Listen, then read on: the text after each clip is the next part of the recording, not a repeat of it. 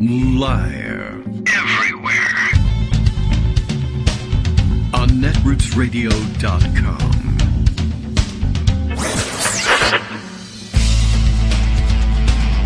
David Waldman.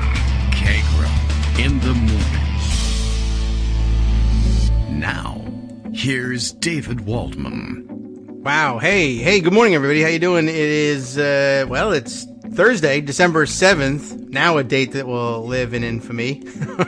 If it didn't before, I don't know. I must have just, something went wrong and I clicked the wrong thing in switching over from the long-term intro music to the short-term intro music. And then all the music went away. So, all right. Well, we're here for another show, and for podcast listeners, we'll make sure that, we shouldn't have mentioned anything. Everything's fine. Don't worry. Look away. Okay. Well, all right. We'll see how timing works, and we'll see whether this causes any editing problems. All right. ChatGPT says to me today, Happy Pearl Harbor Day. You know, it doesn't know the difference between good holidays and bad.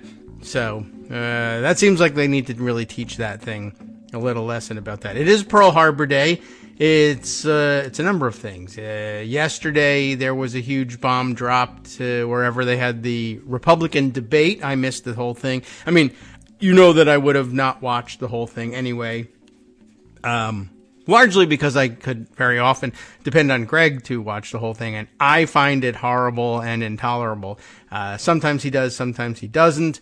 So, whatever, we'll see what kind of information we get from this. This is another one where Donald Trump didn't show up, which, interesting observation. I think Amanda Marcotte was saying, it might be that as we sort of slouch toward the possibility of somehow re-electing a Donald Trump despotism, that it might be that Republican-leaning independent voters are just getting the idea that we're all overreacting and lighting our hair on fire over nothing, because Donald Trump isn't even running for president. Look, I watched 3 Republican debates, 4 Republican debates. He's not there. I don't know what you guys are talking about. And then, of course, he'll be on the ballot, even though people are suing to keep him off of it. And then they'll say, oh, okay, I guess he is there. I don't know whether they'll at that point say, but that's bad because they don't want to vote for him or what. I don't think it has a major impact, but it's an interesting observation that, people maybe aren't freaking out about a Donald Trump candidacy as much as they should because they don't see him on the stage at all, much less making the crazy pronouncements that the newspapers keep saying he's making. And I don't trust those newspapers anyway. So it is December 7th. It is the day, I remind you, of the Washington Post strike. I don't know if they chose Pearl Harbor Day on purpose. Probably not. They might have rethought that. If not that people are still sensitive about Pearl Harbor Day content, other than the fact that, 1, you're supposed to say something about it, and 2, not get it wrong, and not say Happy Pearl Harbor Day, like ChatGPT probably would. Click all the boxes that contain images of Pearl Harbor Day to show that you're not a robot, everybody. Anyway, don't be engaging today. That is to say, don't be, not me, I'm supposed to be engaging regardless, but don't be engaging, you people, with Washington Post content. And I guess the Washington Post writers, they'll make it easy for those of us who exist only through social media, because presumably there won't be that many links to click on. But I'm trying to remember to be careful about not clicking on any of the links and taking a look at what I'm clicking on before I do it. I gather that the management at the Washington Post will be very interested to see how many click-throughs and reads they get anyway, despite the strike. I don't know. But that was the request, not to engage with the content. And I think you can engage with the content that Washington Post writers who are on strike are providing on social media saying, hey, we're on strike. That's not Washington Post content, I guess.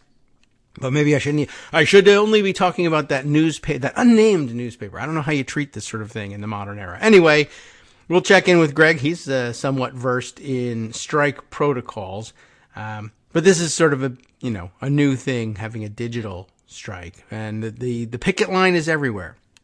All right, lots of other things to catch up on. including, well, let's see, further fallout from Tommy Tuberville's surrender in the military holds nonsense. word from the Senate that Republicans there are defying Mitch McConnell and standing in the way of blocking Ukraine aid bills. So we want to catch up on the details of that. And just in terms of other weird esoteric news creeping in from all directions today, found it interesting and put away an article about it. Maybe we'll examine it. But the National Retail Federation, which I guess has spent the last couple of weeks or months even complaining that we needed some sort of reprioritization of policing activity around the country because, well, in major urban centers, wink, wink, they were losing their shirts and retailers were closing stores because of a major crime wave of organized retail theft. Only it turns out that, well, I'm going to make sure I pressed the right button there. I was real close to clicking the disconnect everything button. We should get rid of that button.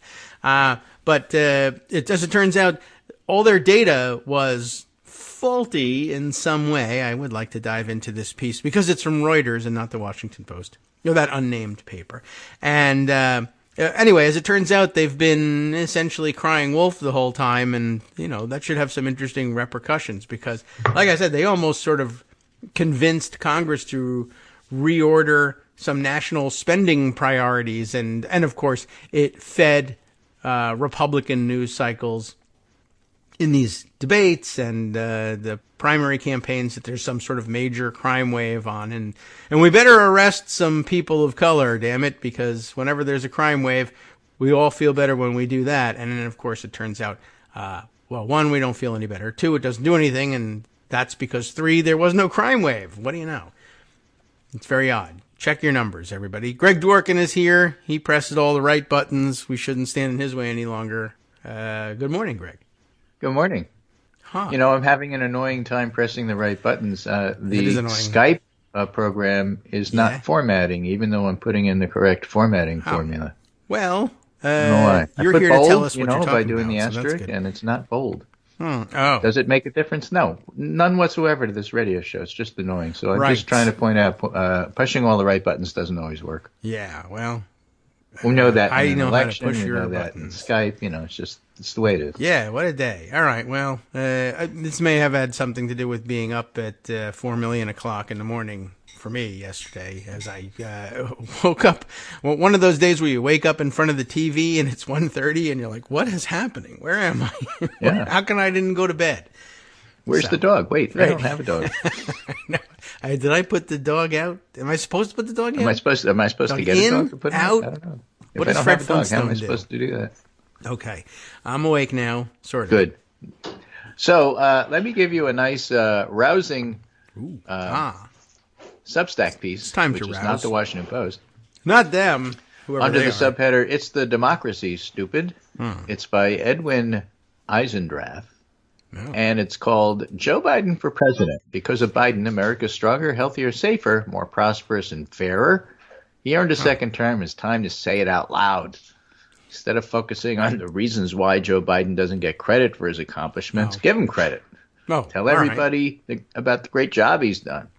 Yes, he's been a terrific and impactful leader. He ended the pandemic, cut inflation, lowered medical costs, created millions of new jobs, revitalized American manufacturing, strengthened our alliances, stood up to Russian aggression, kept the most dangerous regional wars from expanding into global catastrophes. Jury's still out in the Middle East, of course, but then again, it always is. If a Republican did any one of those things, their side would be calling for a Nobel Prize, renaming airports and signing contracts to add his face to Mount Rushmore. Yeah. But even if they didn't, if it was Donald Trump, he'd just be doing that anyway. Right. So our economy is growing. We've added nearly 11 million new jobs. Wages are increasing. Inflation is coming down. Americans are paying less for health insurance and more have coverage. That's important. There's some polling on that I want to go over. Okay. I'll go under. It's from Navigator Survey. Not the Washington Post. Not the Washington Post. We're not going to do any Washington Post stuff today. I've carefully screened everything so that what I'm giving you is not Washington Post. Not that there's anything wrong with the Washington Post, but their staff is on strike, and Carol Lennig asked me not to, so I'm not going to. Yeah, I mean, they asked. We'll oblige. Aaron Astor writes, "It took a long time to get here, but the Affordable Care Act, Obamacare." Ooh, I love that name. in the news because Trump is talking about getting rid of it, is more popular now than ever before. It only has a net negative of 10 points among Republicans. Back in February 2020, Republicans were negative 40. Now they're only negative 10. Overall, it has the highest favorability at 37 points. Okay, that's up from 23 in February 2020. Democrats went from 77 to 81. Independents went from 21 to 30. Okay. Everybody loves it. Yeah, all right. I mean, it keeps saving their lives. You'd think they would like it, but right now, again, some people Obamacare is not Obamacare in the sense that it dictates how your physicians treat you, except to put in some guardrails. It's insurance. Yes. It pays for stuff. Coverage. Without it, but Obama coverage is you can't afford to be sick. Yeah. With it, you can. It's really that simple. So that goes in the, well, that's what Biden stands for column. And people need to link that in their heads. Biden, Obamacare. It's not Biden care, but he's going to defend it. Okay. Joe Biden, defender of Obamacare, that kind of thing. Yeah. Okay, I mean... And one has to remember he's running against somebody. Tom Nichols had an interesting series of tweets a couple of days ago where he writes, I know it's obvious that Trump changes positions on a dime and how it's mystifying his cult doesn't care, but picking all this apart is a fool's errand. They stick with him because he channels their diffuse anger about their lives at other Americans. But it's worse now.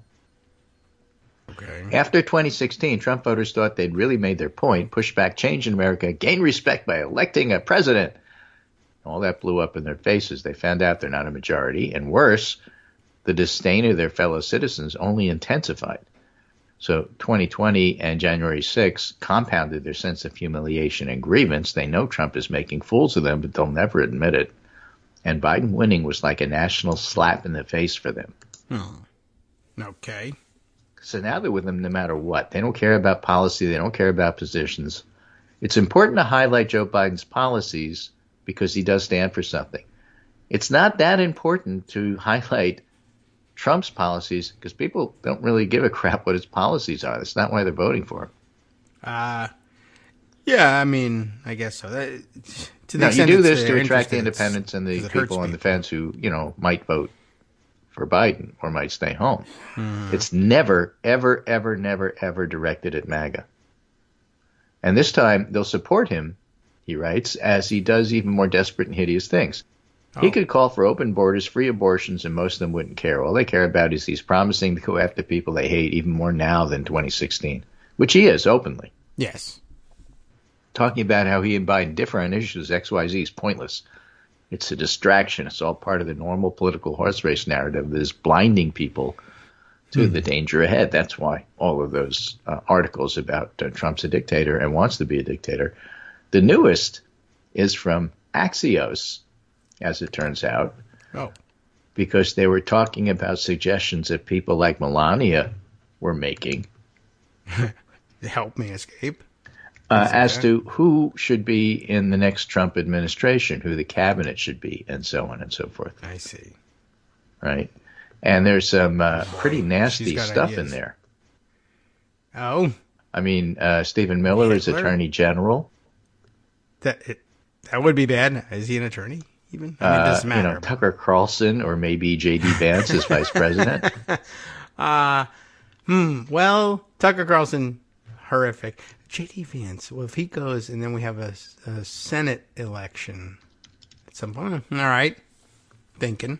Right, so this is from a piece called Behind the Curtain, exclusive, How Trump Would Build His Loyalty First Cabinet. With loyalty, presumably first. Okay.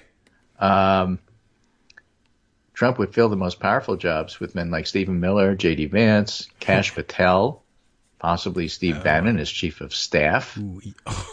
They want to target and jail critics, including government officials and journalists, deport undocumented immigrants, put them in detention camps, unleash the military to target drug cartels in Mexico, or possibly crack down on criminals or protesters at home. They want to scrap rules that limit their ability to purge government workers And he hasn't settled on specific roles for specific figures and hates it when his staff and friends put words in his mouth and speculate otherwise.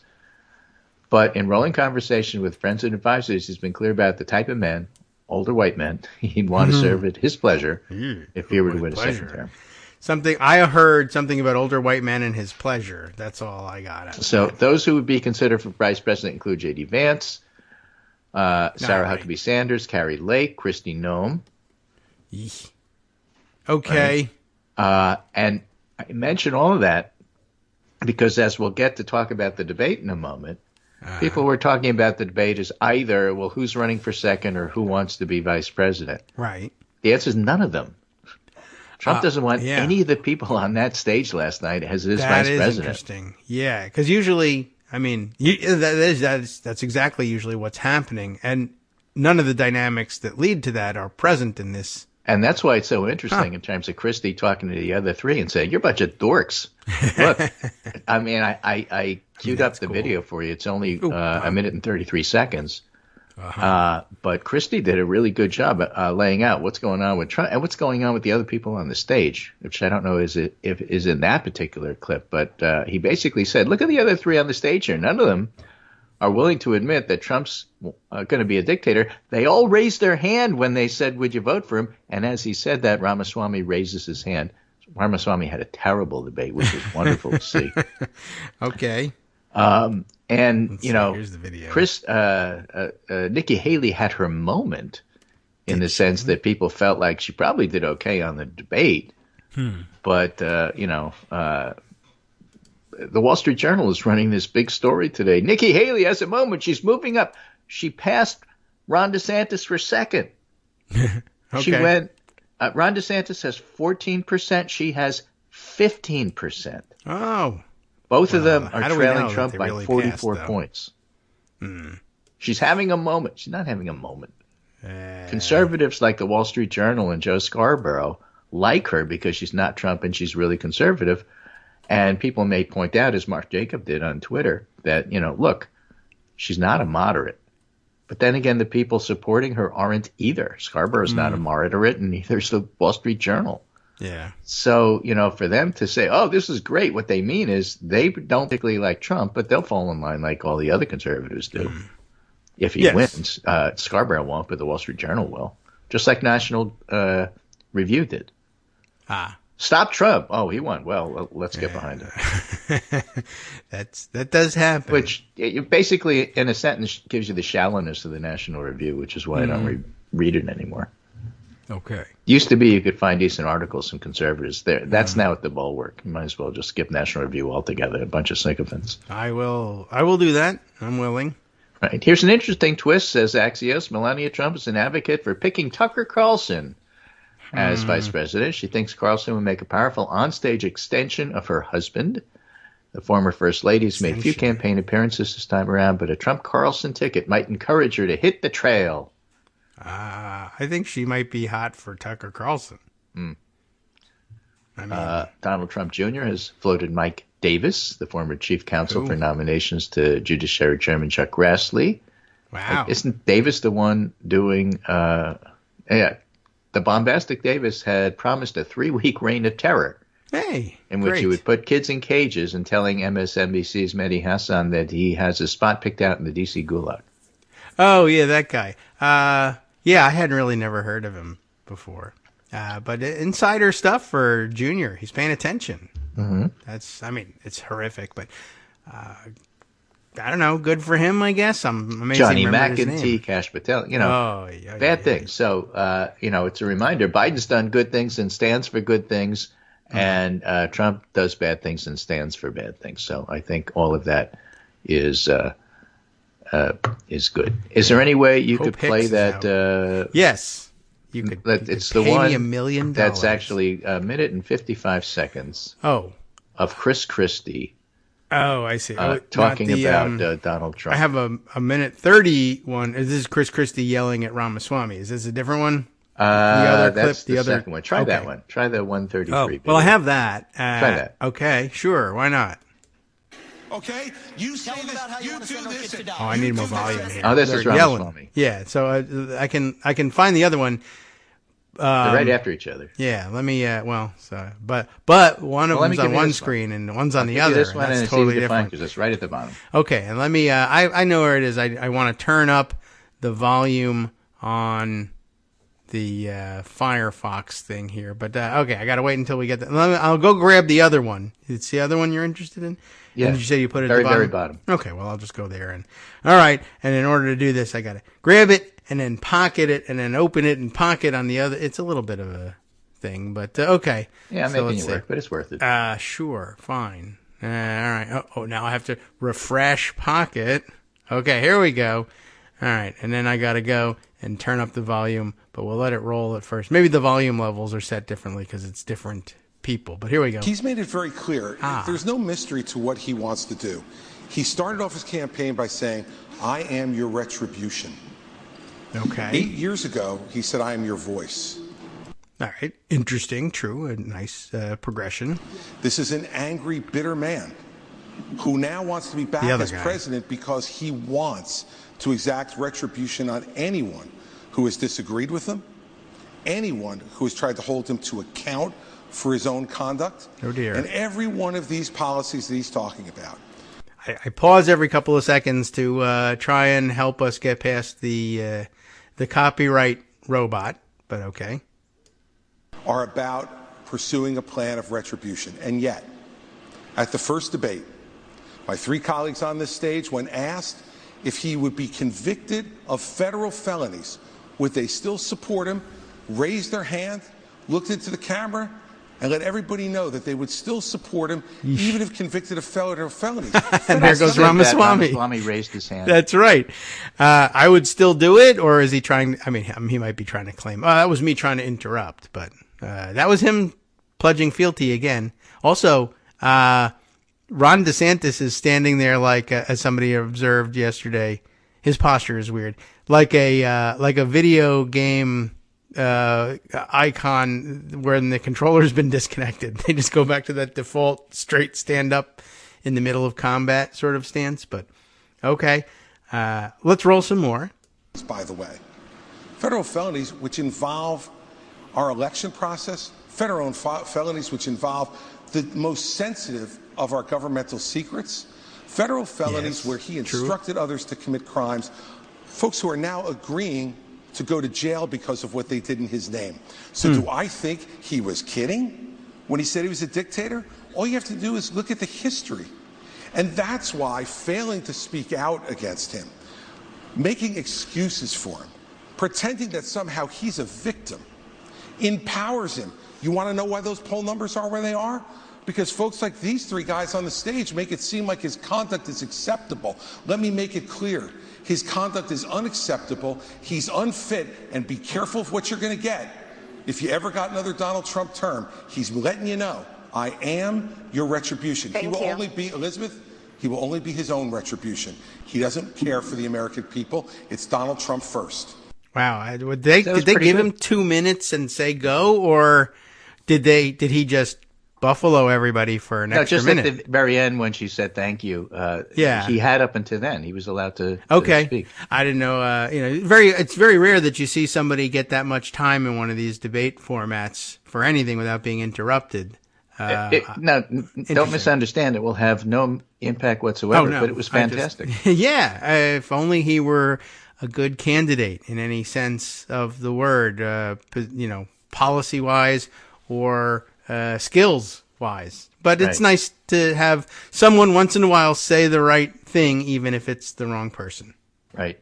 Now. Yes. It's worth doing the Ramaswamy. Oh, no. All right. Yeah. Okay. Well, listen, this is fair use, everybody. I know you guys don't care. You guys think it's fair. It's YouTube I have to worry about. All right. So I got to do this one, and I got to scramble and turn up the volume. That's the 112. So everyone, because here comes the sound, and it's not up yet. Okay? You say this, you do this at every debate.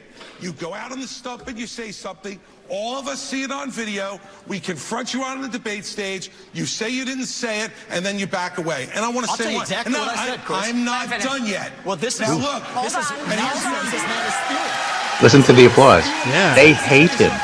This is the fourth debate the fourth debate that you would be voted in the first 20 minutes as the most obnoxious blowhard in America. So shut up for a little while. I'm gonna respond to that. That's it. That's all you have to He's play. going to respond to that? I can't believe it. It's Yeah, no, outrageous. he actually doesn't really have a response. Oh, okay. Well, that doesn't surprise me either. Now, you're on the same volume knob as that, so I'll bring you back down to maybe tolerable levels here. Okay. What? I'm screaming at you. What's the matter with you? I know, you're allowed to do that. But, okay. Well, that's a nice moment. So basically, if you Two want to nice see what moments, was I going guess. on in the debate, that's what was going on in the debate. Ron DeSantis was That's a the most I've non-entity. ever watched. People looked at him and say, this was his best debate. Well, yeah, because he was a non-entity. He said And nothing. Nikki Haley had a Nothing. moment because she was being attacked by everybody because everybody knew she was having a moment. And she smiled and said, thanks, boys, for attacking me, but that's not really going to make any difference, which is true. okay. It won't. So in the end, Christie's an attack dog. Nikki Haley's a slick and smooth liar. Ron DeSantis is an AI robot, and Vivek Ramaswamy is essentially Eddie Haskell from the old Leave It to Beaver show, who decided that after 6 months of trying out multi-level marketing, he was going to run for president. And, that's what the debate showed. Those are the only people left. All right. Well, I guess Donald I'm Trump glad will be that, the nominee. It's not even close. Yeah. And then it's going to be Biden versus Trump. And stop asking Biden for a pony. Look at who Trump wants to bring into the cabinet. That's your choice, folks. Get used to it. Okay. Well, Christie does it the right way. That's good. We always figured, it's funny. Back in 2016, everybody thought he would use those skills to blow everybody away and become the nominee. He was even going to run in Trump's lane. But I guess we found out that there's no such thing, no other room for anybody else in that lane. Hi, everybody. It's me, David. Let's change things up from the old fundraising pitch for just a minute and talk instead about how you can be a part of our show. If you've got a smartphone or any other electronic recording device, why not sit down and record a segment for us? Read us an important article and give us your take. Read one of your own original essays, or even just give us your commentary on something you'd like to share that's important to you.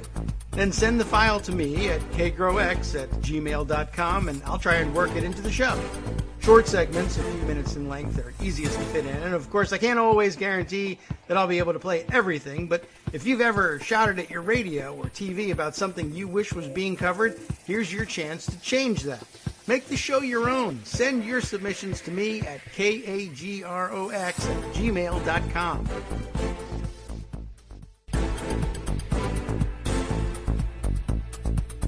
All right, welcome back now to the Kagro in the Morning Show here on Netroots Radio. Man, okay, well, we're rolling. We're still going here.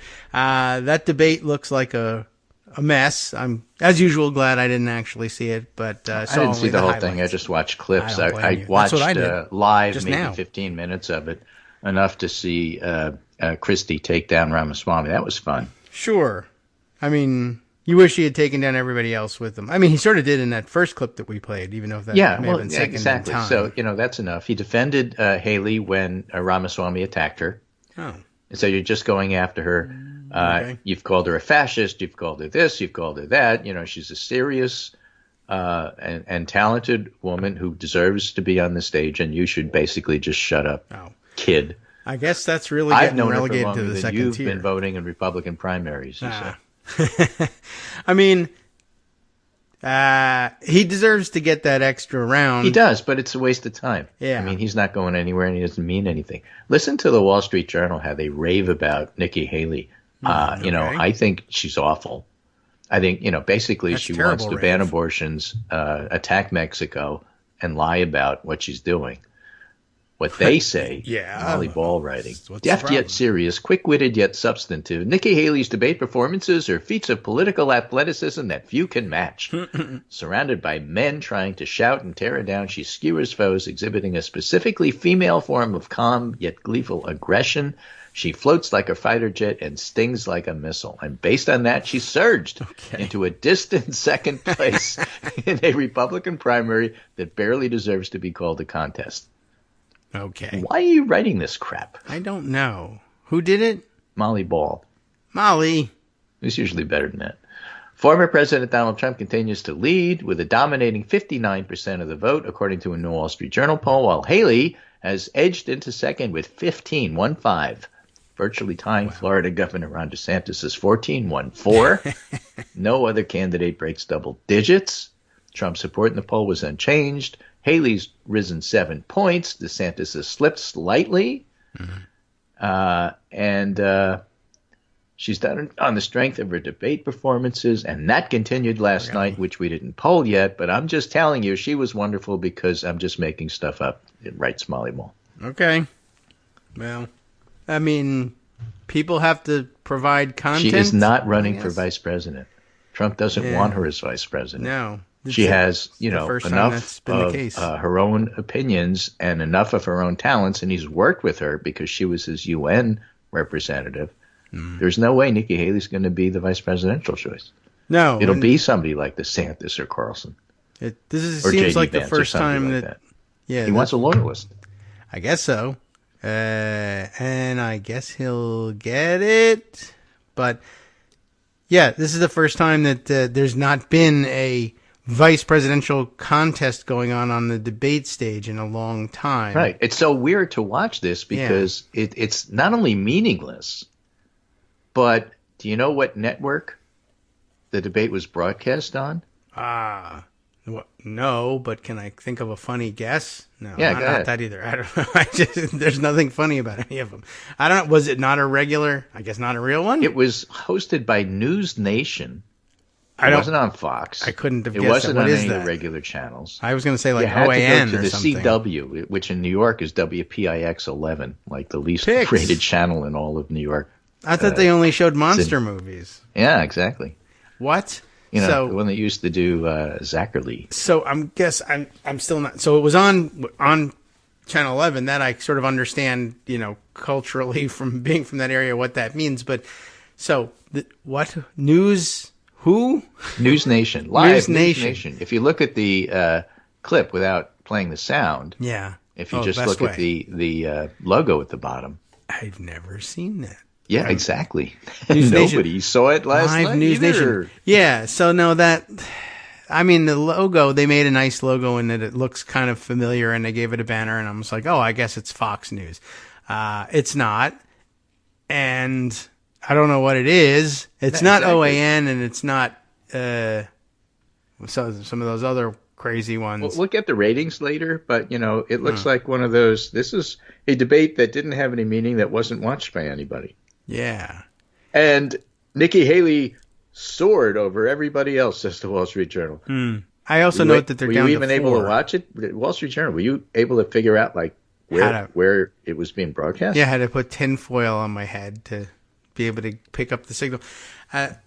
Okay, well, that's a train wreck. They did a good job. Whoever did the set design did a good job making it look like it was a debate on a real television network. Yeah, exactly. So then you know how to make that look.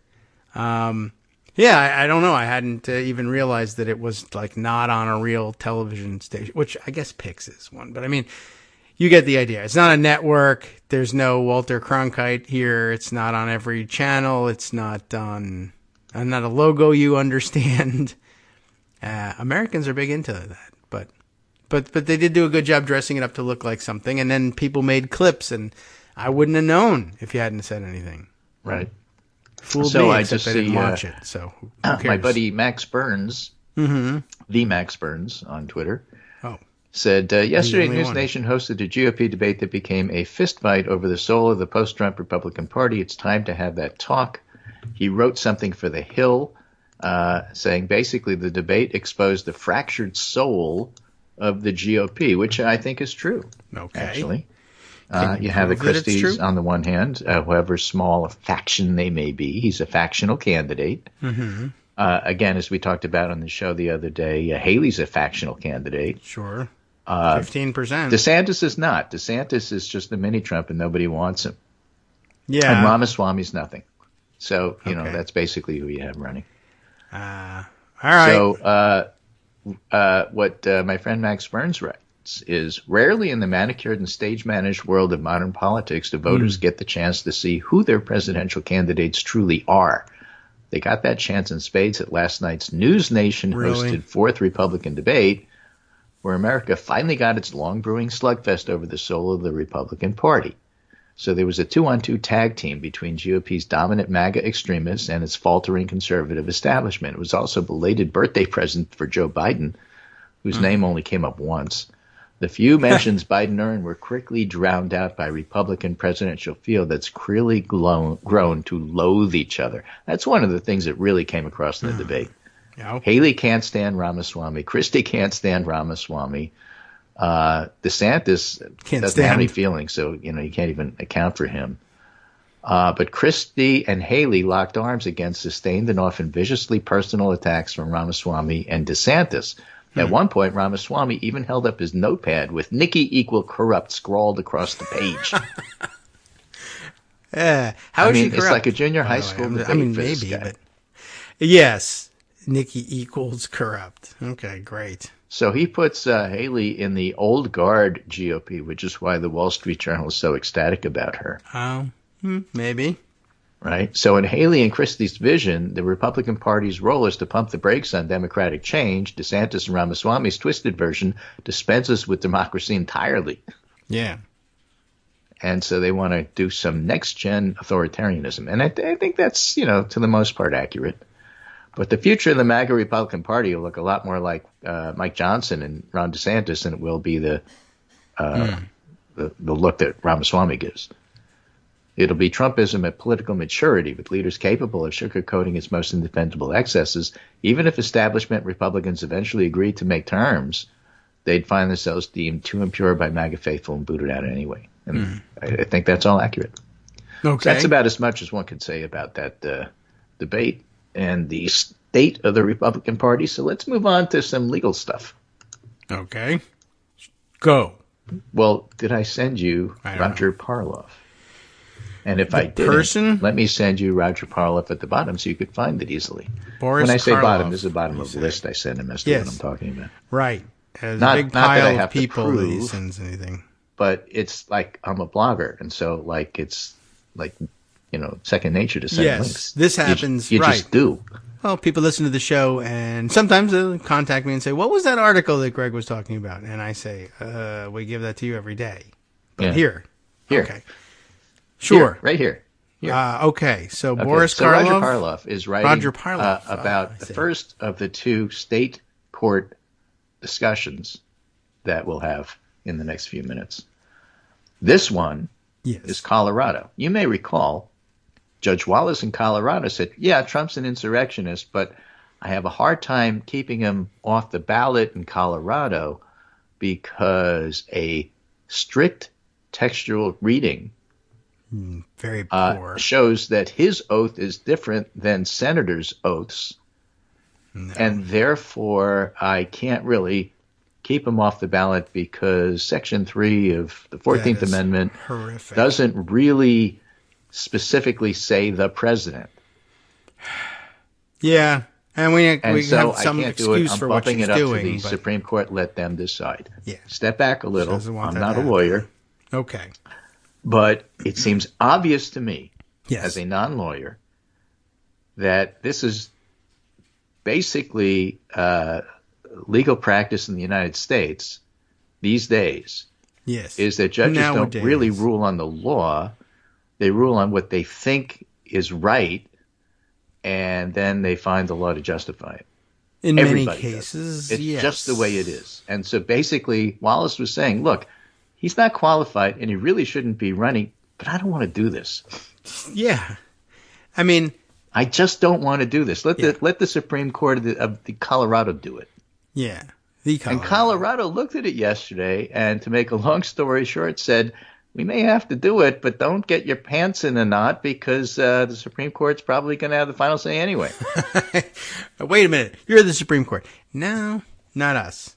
The other Roger Parloff writes, some reaction to today's 2-hour oral argument before the Colorado Supreme Court on whether to keep Trump off ballot as insurrectionist. I, Roger Parloff, thought 2 of the 7 judges were leaning to disqualify, and the others I couldn't read. And by the way, all 7 were appointed by Democratic governors. Oh. Well, okay.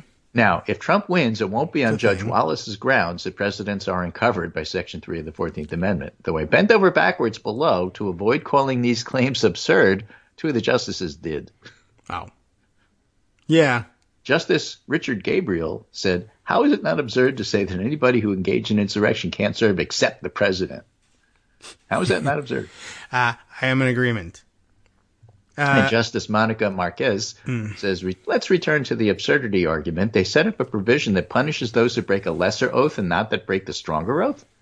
Give me a rational reason. Trump lawyer Scott Gessler. Well, the historical record is devoid of that discussion.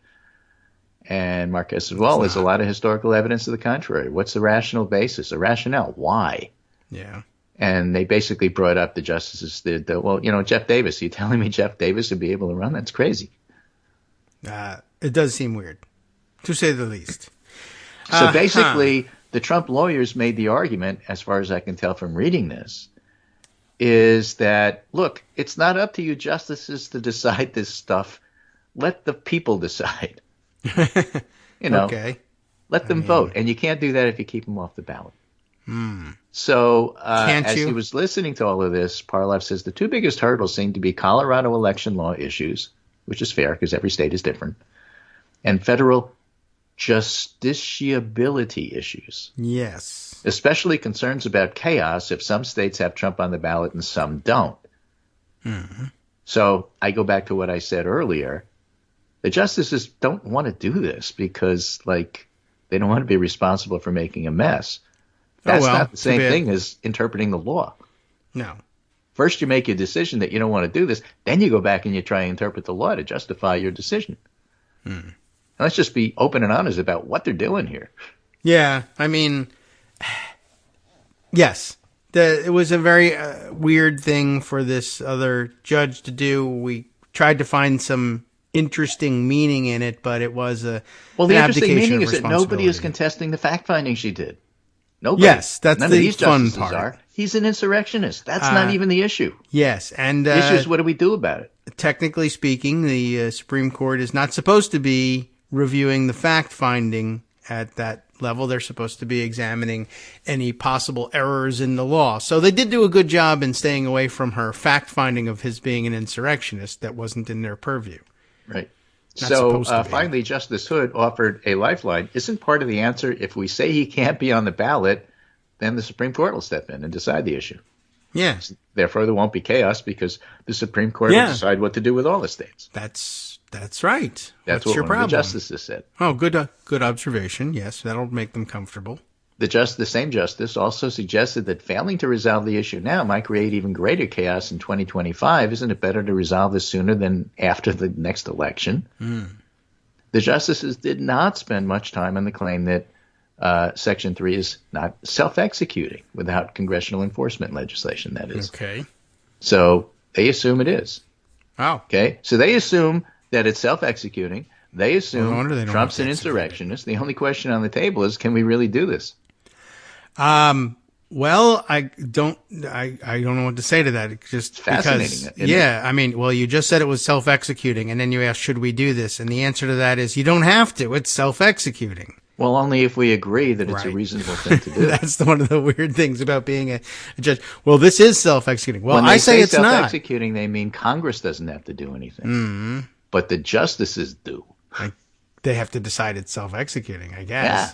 But then, once they decide that, I don't know, whatever. It's a weird world that they live in. By the way, what would they say? What's the Colorado state legislature like in terms of its partisan makeup? I'll have to take a look and see if I can. There's a dog barking outside who thinks he knows. But I wondered. I mean, I don't think that they were going to go and do that, but what do Republican proponents of the independent state legislature theory say to a Colorado state legislature that says Donald Trump is an insurrectionist and barred from the ballot? And the dog has got a lot to say about it. Donald Trump may be in my backyard. That's a possibility. Well, that's probably why the dog is marking. But I imagine that, I think they're Democratic dominated. Not that they would be so bold as to go out and do this, but why not test that? You said that independent state Colorado legislatures House were has a supreme. Democratic majority of 46 to 19, That's a which lot. is actually a super majority. Yes. And the that's super. Democrats have a majority in the Senate, which is 23 to 12. That also sounds pretty good. So it's a Democratic dominated. So I guess we'll put it to the Democratic state legislature there in Colorado. And why don't they say Donald Trump, having been found by a court of competent jurisdiction in Colorado to have been an insurrectionist, and that provision of the Constitution being recognized by the same and by the Colorado Supreme Court possibly as self-executing. We don't have to do this, but belt and suspenders plus independent state legislature theory. Remember, we reign supreme when it comes to what can and can't be done with the ballots and how they are cast and counted in this state. That's a Republican theory and a Republican reading of it. And we'll take them at their word. Donald Trump is off the ballot in Colorado. I don't know if that'll make a difference in terms of electoral votes because he wasn't likely to win Colorado, it sounds like. But it would, and other states will not follow suit. Maybe that's probably it too. If Colorado's legislature does this and ratifies it, then in other states where there might be a judiciary that would be willing to rule him an insurrectionist and ineligible for the ballot, the state legislature may say otherwise and say that he should be on the ballot, but that's no skin off our nose. It was likely that he was going to be on the ballot there anyway. I don't know, but whether you can engineer that and I don't know. Maybe that's the sort of chaos I guess they were worried about. Not so much that the U.S. Supreme Court would settle things. That's not chaos, even if they do it wrong. But at least it's not chaos. But 50 state legislatures deciding who is and isn't on the ballot. I mean, I assume that Republican state legislatures elsewhere will say, oh yeah, well then Biden isn't on the ballot. And they won't have a basis for that, but they're impeaching him with no basis also, so why not also extend that to excluding him from the ballot with no basis? Well, again, that's why it all winds up at the Supreme Court, so they're right about that. Okay. The national, federal Supreme Court. It was a good point for the Colorado Supreme Court to say, I don't understand what you're worried about in terms of chaos. This will go to the Supreme Court. They'll probably overrule us, which sucks, but at least, for people who are worried about chaos, why? Yeah, still, we got to do what we got to do based on the law. Hint, hint. What's that? We don't understand that. Your law scares and confuses me. Hey, I'm just a non-lawyer, but I'm telling you, maybe you should go by the law and not by what you fear. Yeah.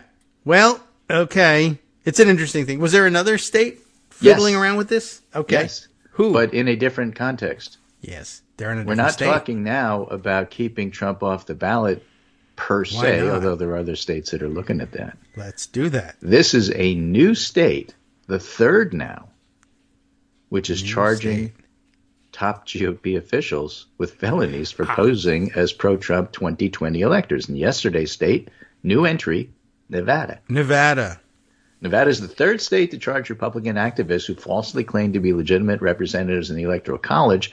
I'm going with the Politico story, Betsy Woodruff Swan, because I like the headline.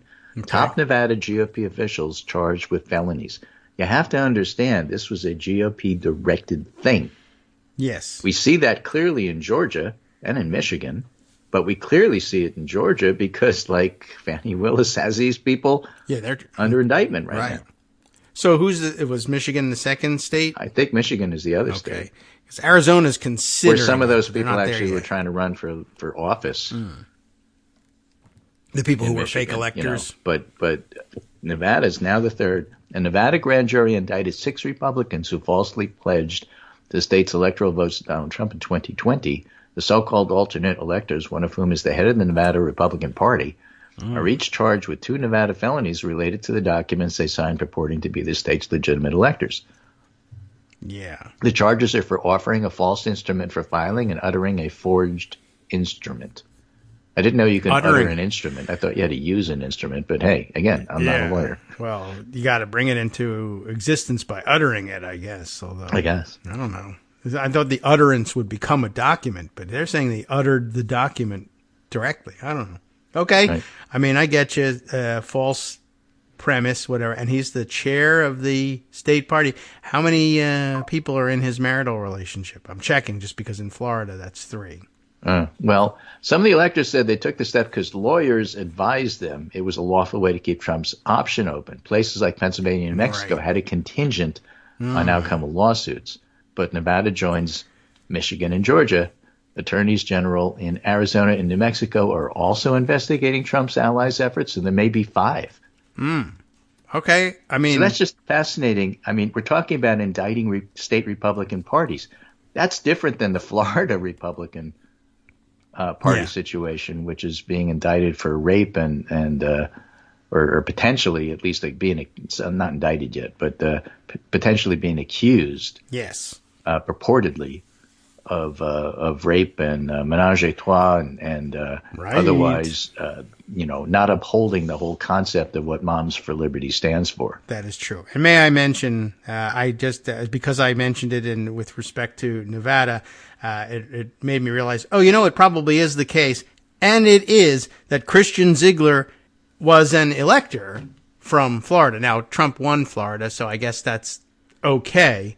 But just in terms of, so you all understand what it means to be that high up in the Republican hierarchy in these states. He's chair of the state party currently and was a presidential elector and signed those documents and everything. And he's not an upright guy, to say the least. So the defendants include Michael McDonald, Yes. relatively common name, so don't confuse him with Guy any other from Mike McDonald, No.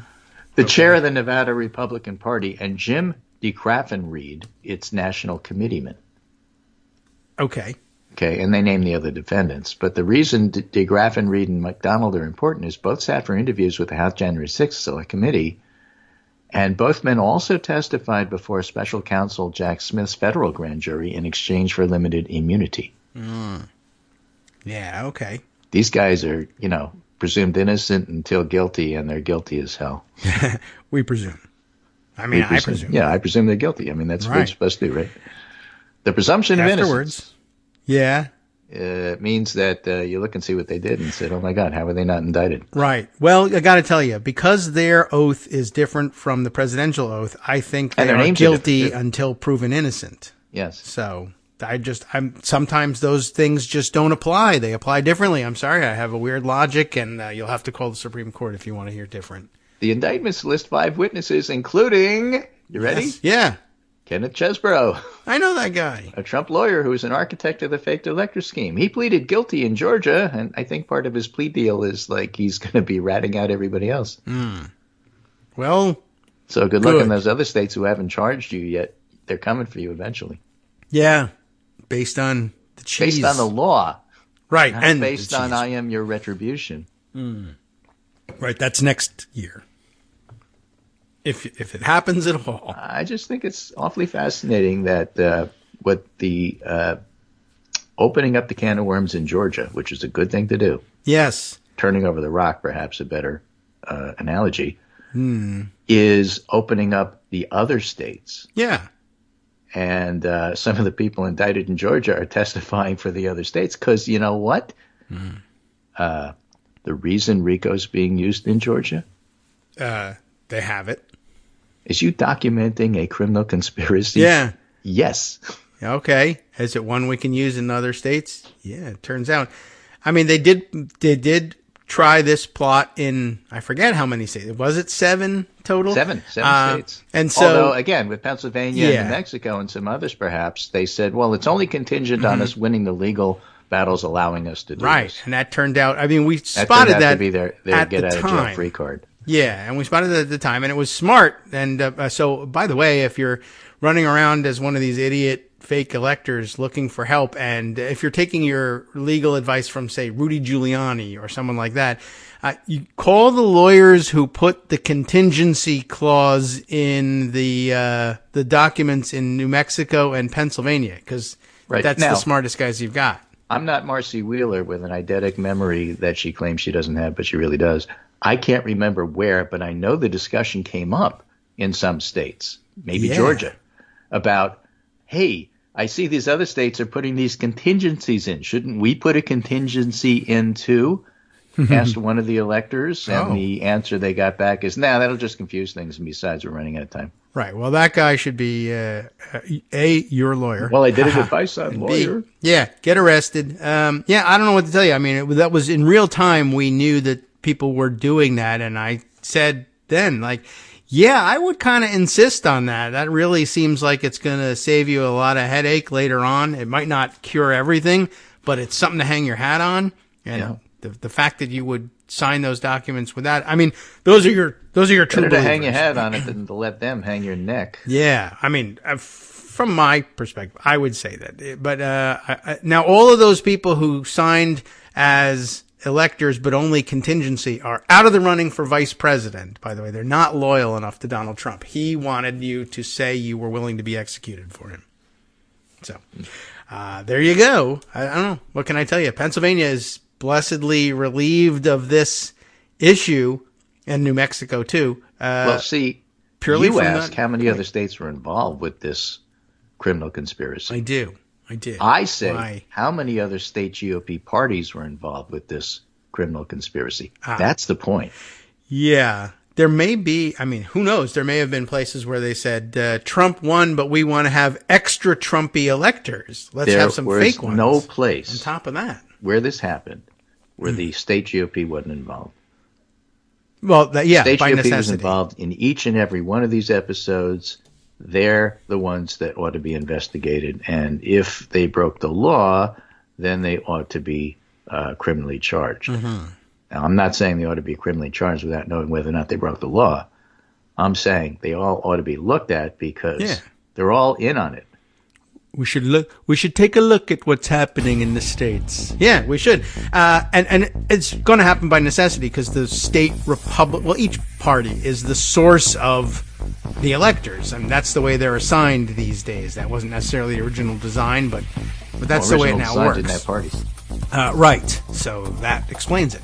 But yeah, today they say essentially, state parties give us a list of people who should serve in this role, and it doesn't matter much because it's just ceremonial, except when they start to steal it. Ceremonial or not, they ought to get to Washington by carriage.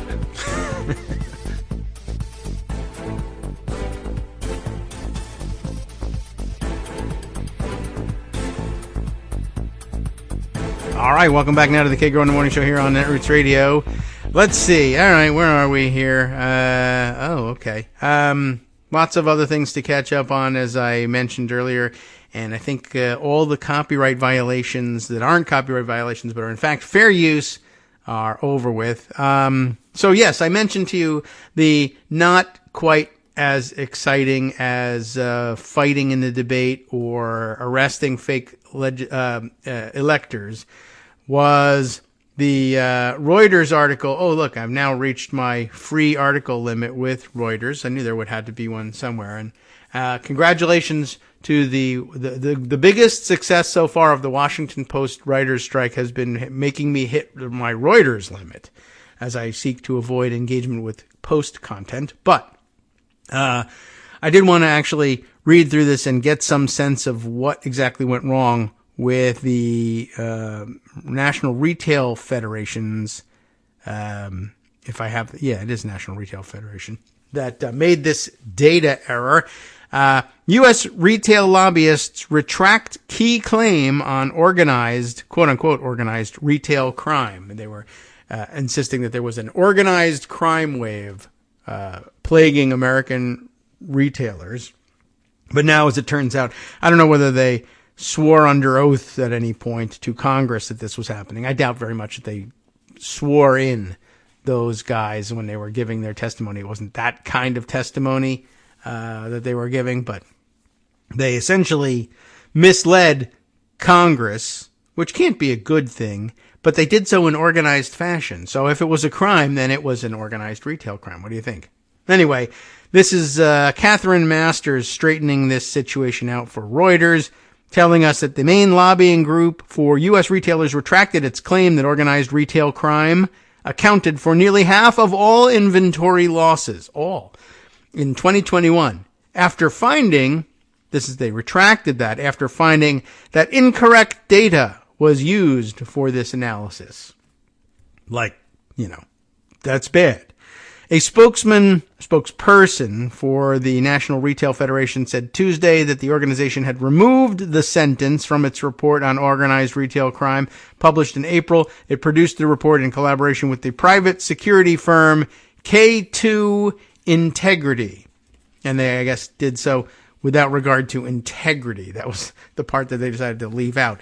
The research, which was edited in late November, according to National Retail Federation, NRF's website, previously stated that, quote, nearly half of the $94.5 billion in inventory losses reported by retailers in 2021 was attributable to organized retail crime.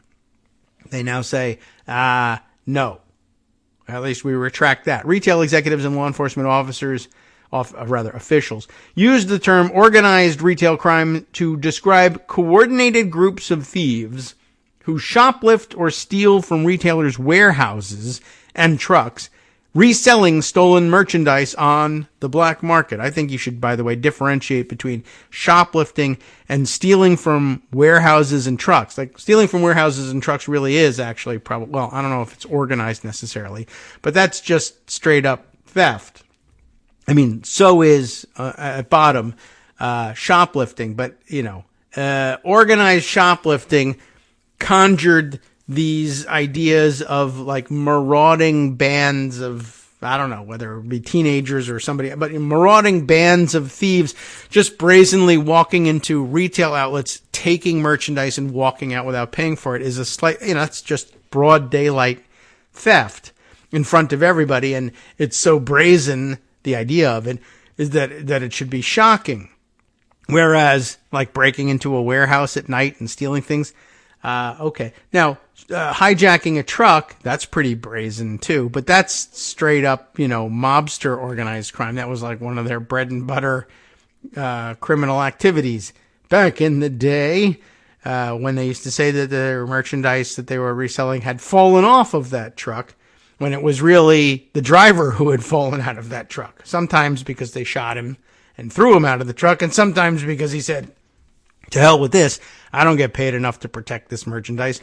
It's no skin off my nose.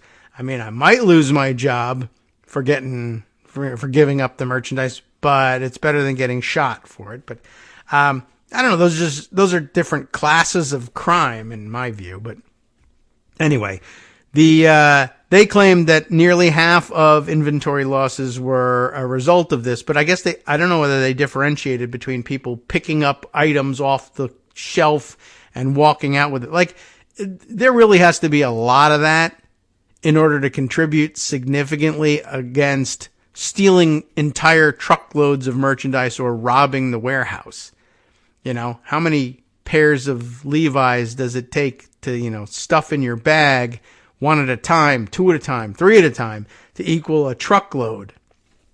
It never really seemed, and so, but it made it seem like, they were testifying to this idea that there's so much of this shoplifting going on that it's actually a significant part of losses, almost as big as warehouse theft and truck hijacking. And that probably was never true. Then the other claim of all of those losses together being half of retail losses also wasn't true. Although, what accounts for the other half of retail losses? If you're counting shoplifting, warehouse theft, and just outright hijacking trucks, what's the other 50% of retail losses? Inventory losses. I'd be curious to know. Aliens beaming it up to their ships, pants that get up and walk away on their own. I don't know. Someone will have to come up with an excuse for that. Anyway, the NRF's claim that organized retail crime accounted for nearly half of inventory losses was repeated in multiple media reports on the issue. It was like the hottest topic in the papers for a while. The NRF, we didn't read any of it because it didn't seem like it was what was worth our time, but also, I guess, since it was fake. The NRF has cited growing rates of crime and calls for Congress to pass new laws, including proposed legislation that would broaden the scope of offenses considered organized crime, like shoplifting, and increase potential penalties. They were going to get government action to happen based on, if not complete lies, then certainly complete mistakes. Great. According to NRF spokesperson Danielle Inman, the claim that organized crime accounted for nearly half of all inventory losses was based on 2-year-old testimony from Ben Dugan, former president of the advocacy group Coalition of Law Enforcement and Retail. That's some coalition. In 2021, he told the U.S. Senate committee that organized retail crime accounted for $45 billion in annual losses for retailers, according to estimates by the coalition. The inclusion of the claim in NRF's report was taken directly from Ben's testimony and was an inference made by the K2 analyst linking the results of the NRF survey from 2021 and Ben Dugan's statement made that same year, Inman said. Now, I want to pause here for a second. Now I'm going to ask this question because, I mean, I don't understand. Like, I guess I'm a business genius after all. I didn't realize that this was the case. But, all right, how much did they pay K2, what is it? K2, damn, what's their name? They had a funky name. K2 Integrity. How much do you pay K2 Integrity to do what they refer to down here as an analysis? Like this is how did they frame it? They said it was an inference taken made by the K2 analyst linking the results of this is a very fancy way of saying it. Linking the results of the NRF survey from 2021 and Ben Dugan's statement made that same year. You understand what they're saying here, right? This K2 analyst, who no doubt, I'm going to guess, high price paid to K2 Integrity for this study. They handed to the analyst, who, I know from, scanning the employment ads for college boy number one here. They're probably hiring somebody with, 1 to 3 years of experience in something somewhere, and whether it was an English major or an economics major or otherwise, doesn't really matter to them. But they paid a huge amount of money, I'm sure, to K2 Integrity, and a very small amount of that money to the K2 analyst. But just to highlight what I'm saying here, this is held out to be some sort of, sophisticated business analysis. What they're saying here is that one group said they had $95 billion in losses, $94.5 billion in inventory losses, according to the National Retail Federation. And then this other dude shows up in Congress, I guess, Ben Dugan, and he says, well, I estimate that there's $45 billion in annual losses. What the K2 analyst did in their super duper awesome analysis was to say, well, wait a second. So there's about $95 billion in losses in total inventory losses for National Federation of Retailers. And Ben Dugan, whoever he is, says, for whatever reason he says it, that there's $45 billion in losses from organized retail crime. I'm going to do one mathematical operation.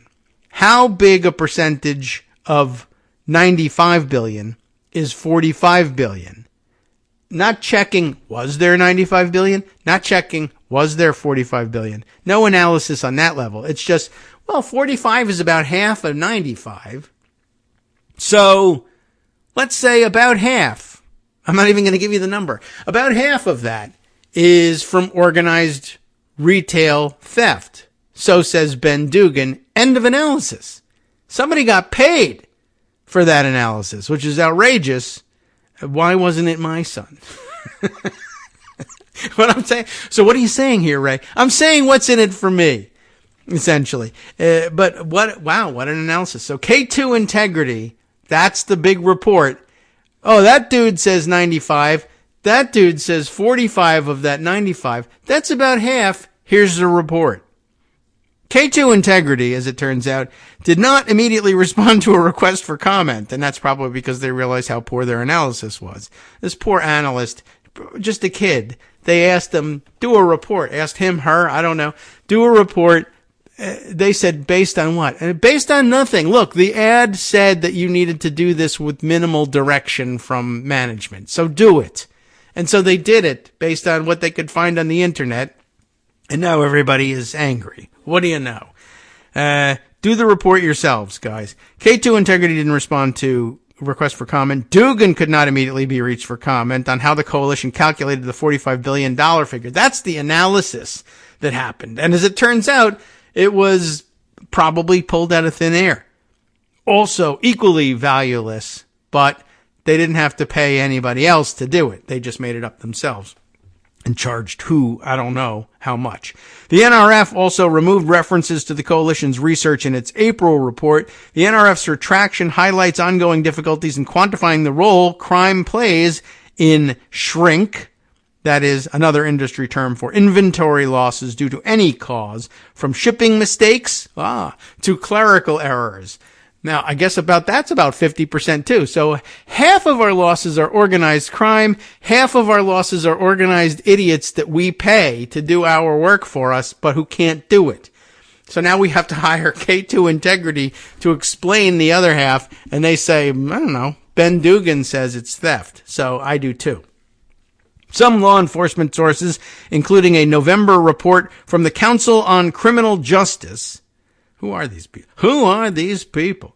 They suggest, this report suggests that shoplifting outside major cities like New York has decreased since the start of the COVID-19 pandemic and stopped going to the stores, I guess. Many retailers, however, say that shoplifting is widely underreported. That's probably true. And crime statistics do not accurately reflect the scope of the problem. However, I don't know. I guess the implication here is supposed to be that shoplifting in New York has increased some way. Anyway, but this is where it started to make the news. Target, Dick's Sporting Goods, and Walgreens are among major retailers that have cited rising crime as a significant drag on profitability, though some have since walked back those concerns because they're not true. In a January earnings call, Walgreens CEO told investors that maybe we cried too much. That's a quote. When reporting rising shoplifting the previous year. They're all embarrassed because they didn't do their own analysis. They just used the not NFIB, but that's the National Federation of Independent Businesses. This is the National Retailer Foundation's, NRF's analysis that they paid K2 for.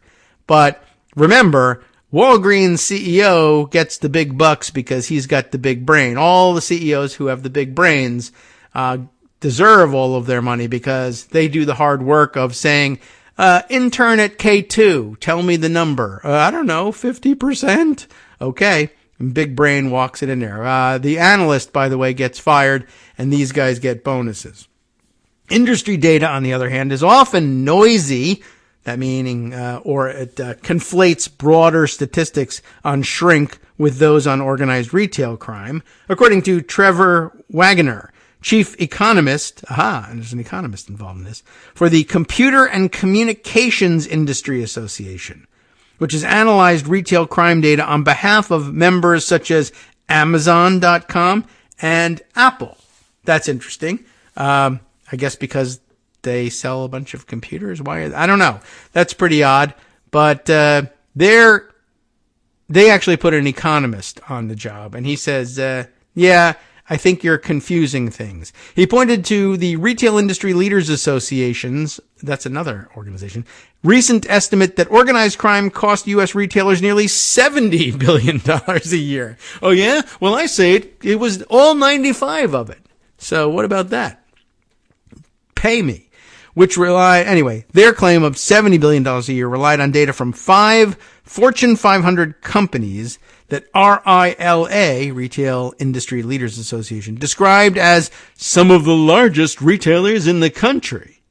So you have to believe them.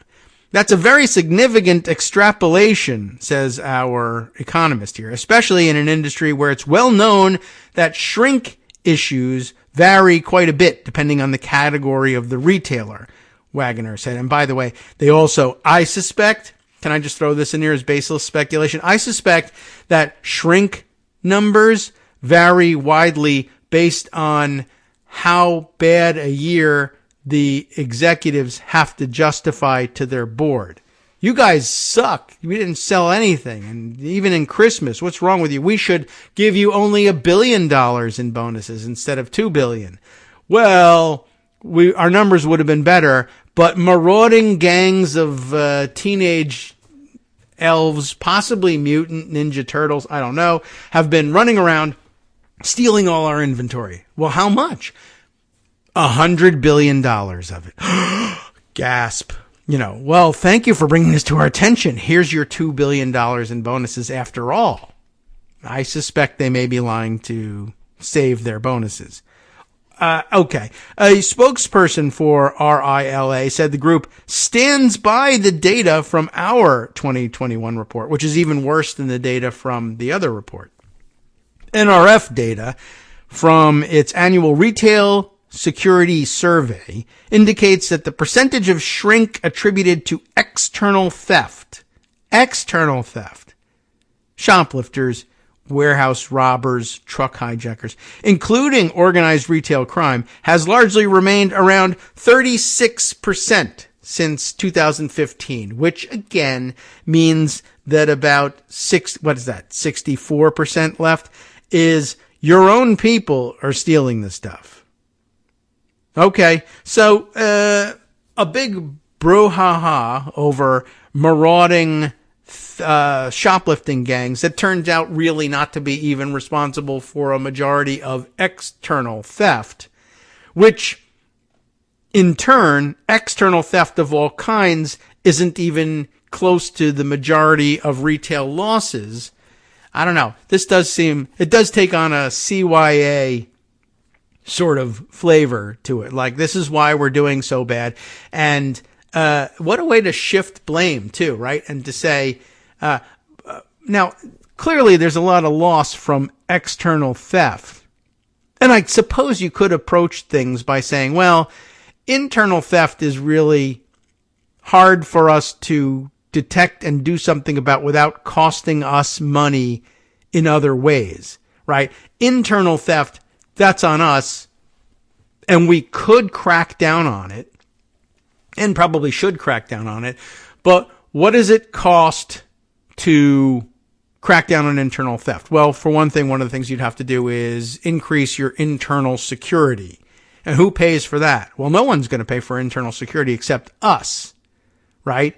Now, how much is it going to cost? What's it going to be? Is it going to make our workers upset? Is it going to cost a lot of money to put cameras in and have some sort of weird auditing system included? Yes.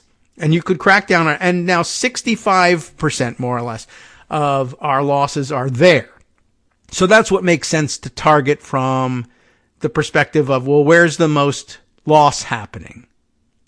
But again, that's on us. We're going to have to do that. We're going to have to pay for that. On the other hand, we can plausibly claim that 35% of our shrinkage is external theft.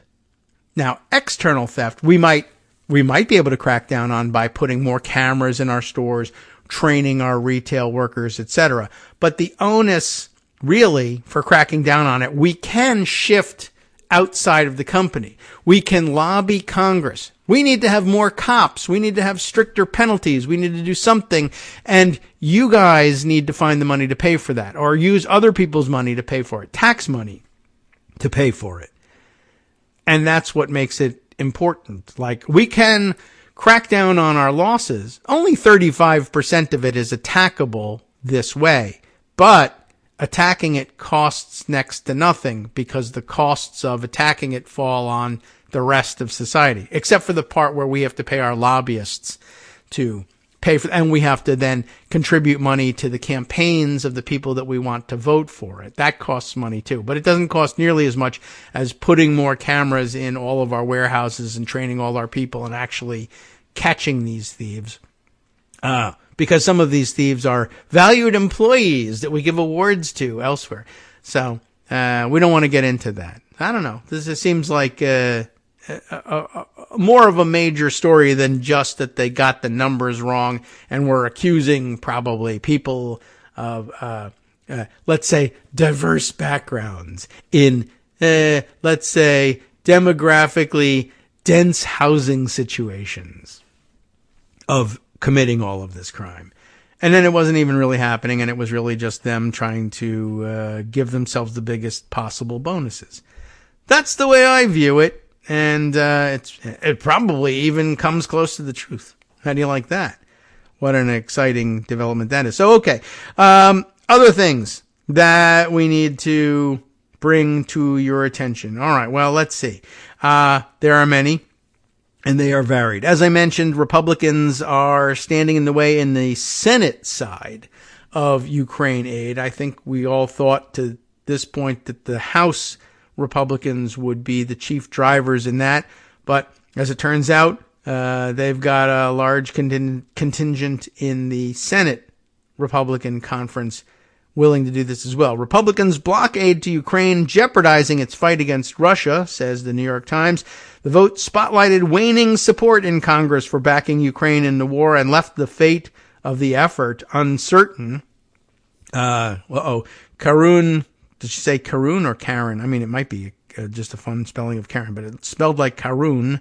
Demirjian. I think I got that right. Karun Demirjian is the writer for the Times on this one.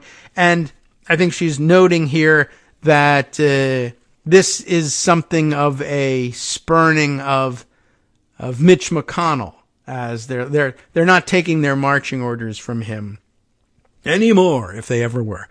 At least not on this. Republicans on Wednesday blocked an emergency spending bill to fund the war in Ukraine, demanding strict new border restrictions, just like their House cousins there, in exchange for and severely jeopardizing in exchange for it. And it's severely jeopardizing Biden's push to replenish the war chests of the American allies before the end of the year.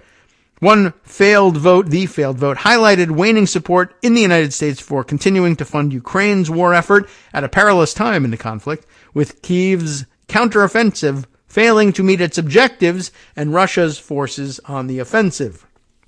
While the bill faltered over an unrelated immigration policy dispute, by design, of course, the resistance it has met in Congress reflects a dwindling appetite among Republicans for backing Ukraine, as polls show that Americans are losing interest in providing financial assistance. In the Senate, the vote to move forward with the bill was 49 to 51, short of the 60 vote threshold needed to advance. I'm not certain whether they were saying they're 49 or 51 votes in favor of, I guess, invoking cloture, so that they could go ahead. But either way, not 60, as it is alleged is currently required.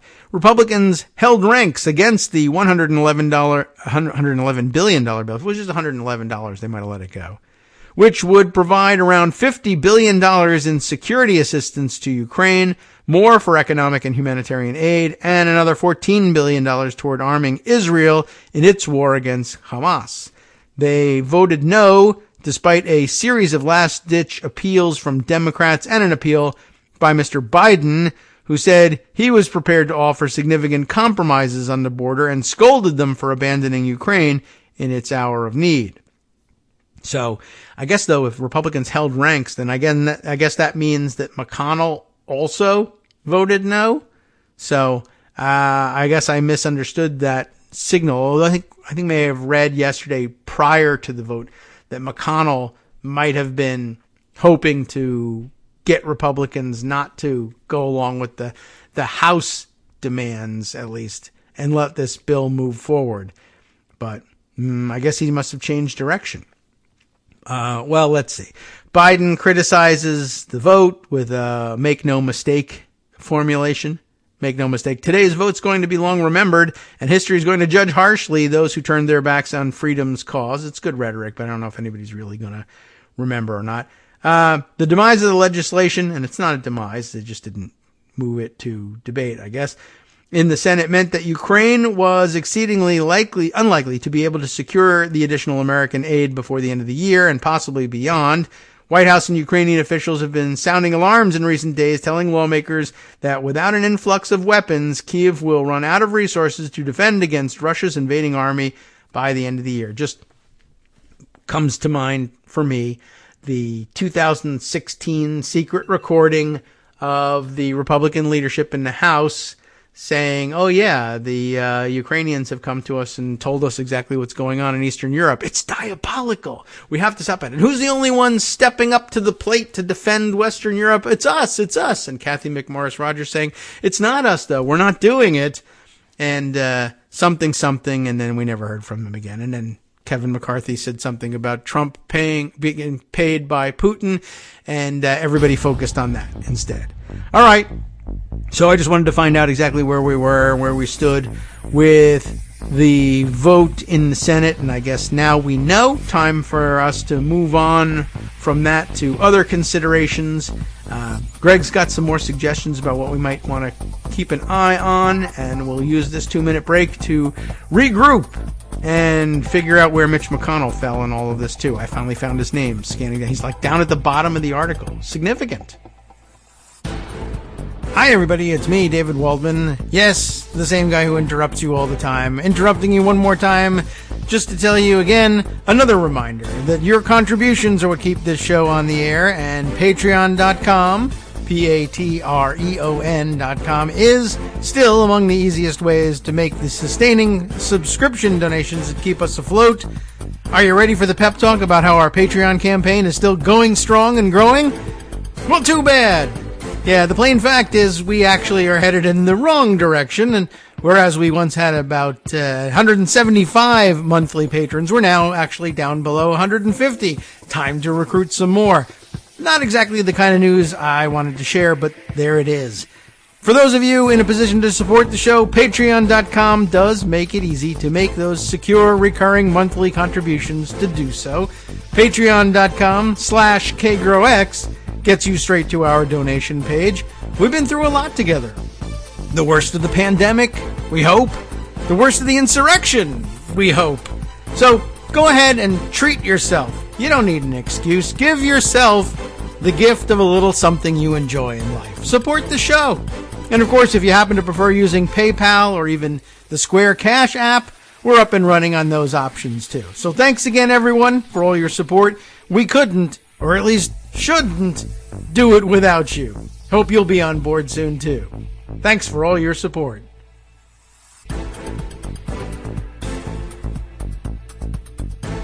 Welcome back now to the Kagro in the Morning Show here on Netroots Radio. Let's take a quick look back in the New York Times piece here about where Mitch McConnell makes his first appearance in the 857th paragraph here.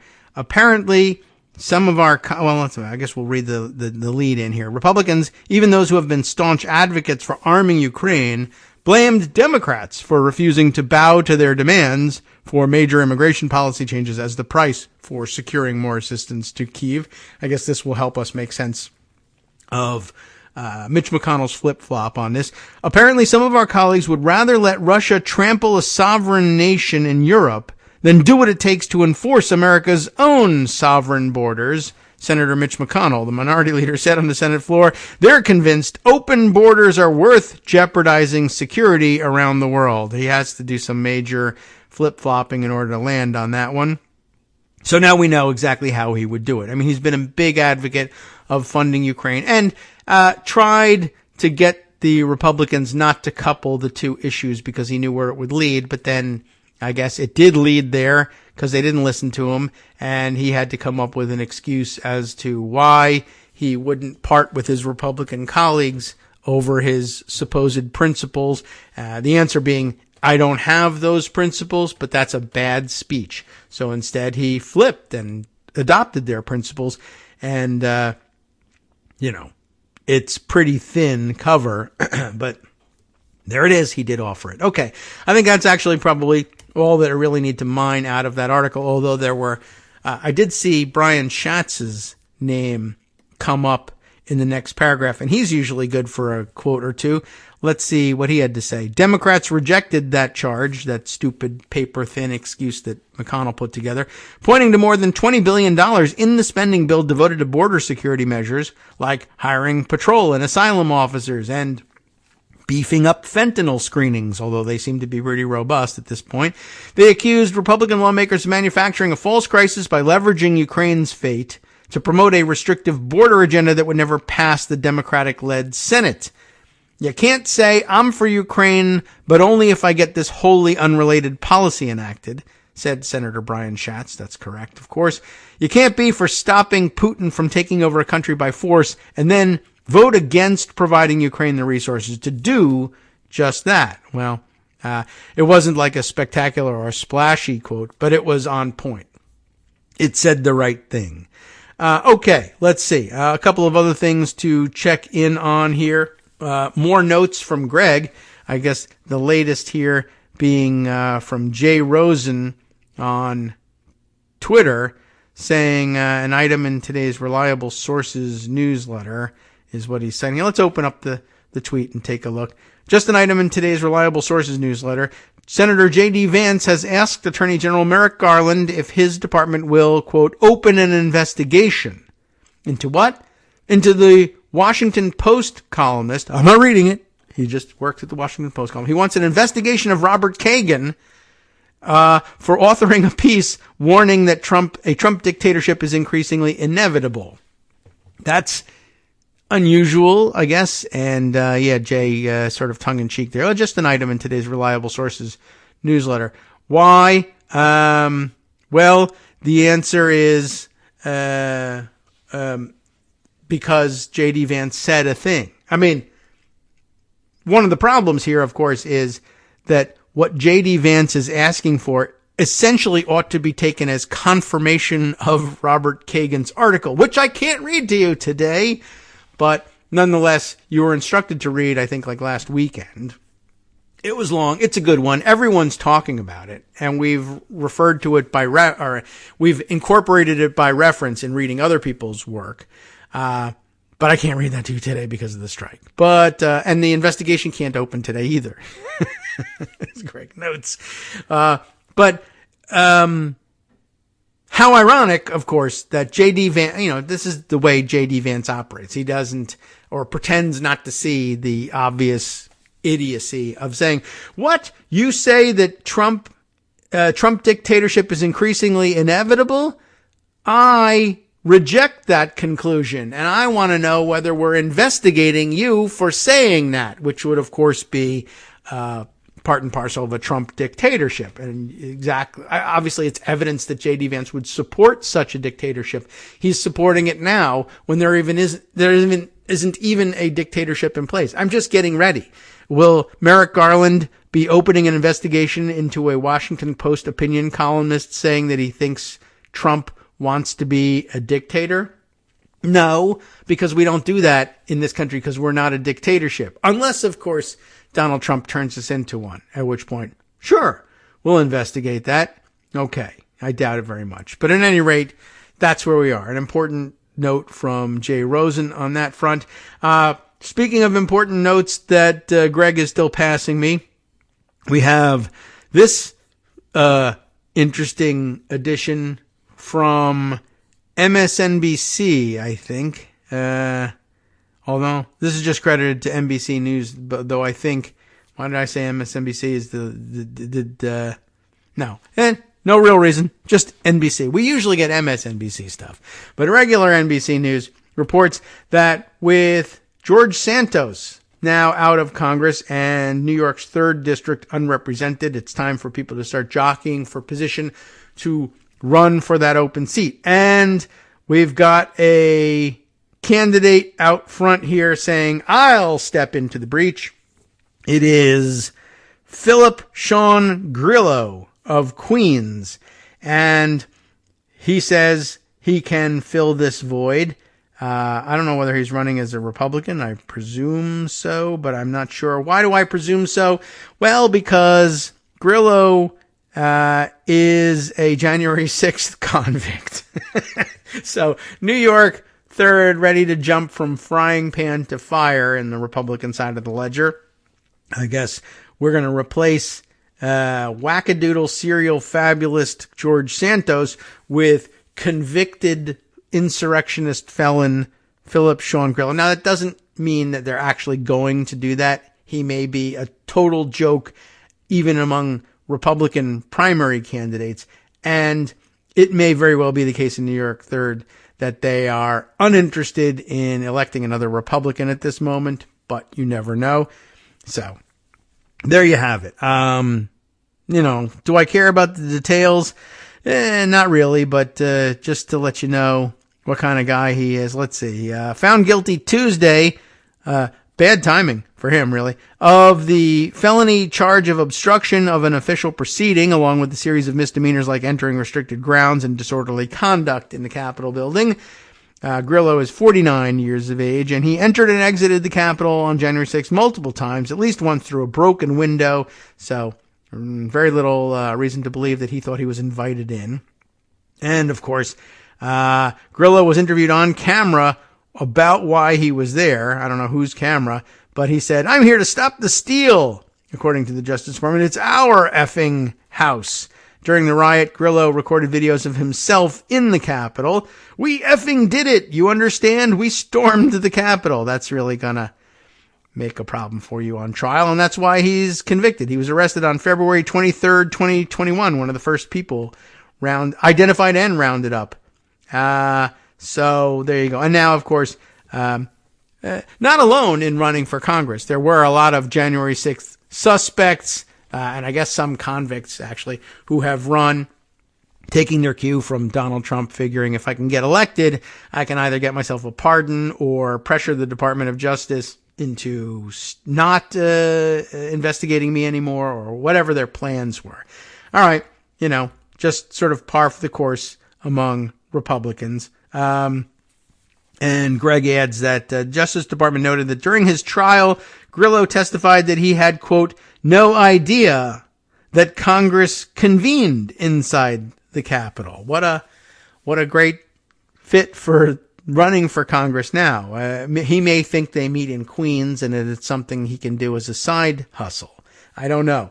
How do you like that? That would have helped him, I'm sure, during his trial. I had no idea that Congress convened inside the Capitol.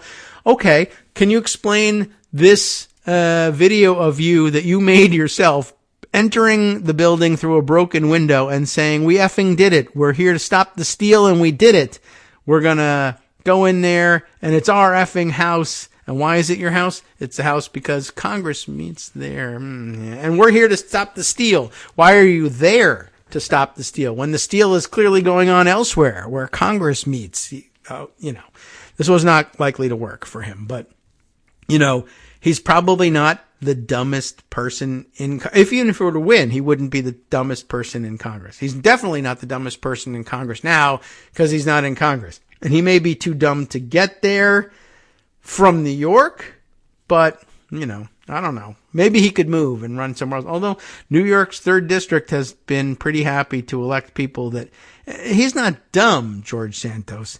He's just not real. All right. Well, let's see. Other things to share with you that we can get in today. Man. Do we do Trump content or weird esoteric content? So maybe we'll save some of that for Friday and concentrate instead on, well, let's see. The Associated Press had an interesting thing that we should be keeping an eye on, and maybe we can do an abbreviated version of this. Trump tells supporters, quote, "guard the vote." We've had all sorts of different phrases about him alleging that there was fraud in various places, i.e. the cities where people are, of color, wink. That's what the Republican Party platform, to the extent they have one, actually is. Guard the vote. And here, says the AP, is the phrase's backstory and why it's raising concern. That is, why people ought to be concerned about it, and that concern is rightfully rising. Ali Swenson and Michelle Smith are the byliners for this piece. Former President Donald Trump is urging supporters to, quote, "guard the vote" during next year's election, a phrase that has set off alarm bells among pro-democracy advocates who say it signals permission to take extreme measures that could intimidate voters and threaten election workers. The phrase is a relatively novel one for Trump, which is, I guess, why they're able to call this out so clearly.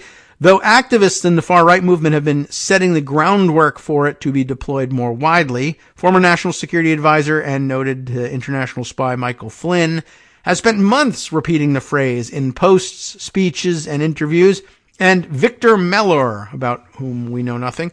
He's a close Flynn associate, though, and he told the Associated Press he's been setting up a group called Guard the Vote ahead of the 2024 elections. Those would be your brown shirts for the upcoming, if you're following along at home and you've got a scorecard. That's what they hope. that they'll be the brown shirts of this election. Mellor provided AP a video that showed the group's new, quote, command center in a Florida building that houses Flynn's offices. And maybe they even pay rent to Michael Flynn to keep him afloat. Who knows? Trump employed the phrase in Iowa, Ankeny, how do you say, Ankeny? That's where he was holding, what now passes for a Trump rally or campaign event of some kind. So he's in Iowa on Saturday, saying that his followers need to guard the vote because we have all the votes we need.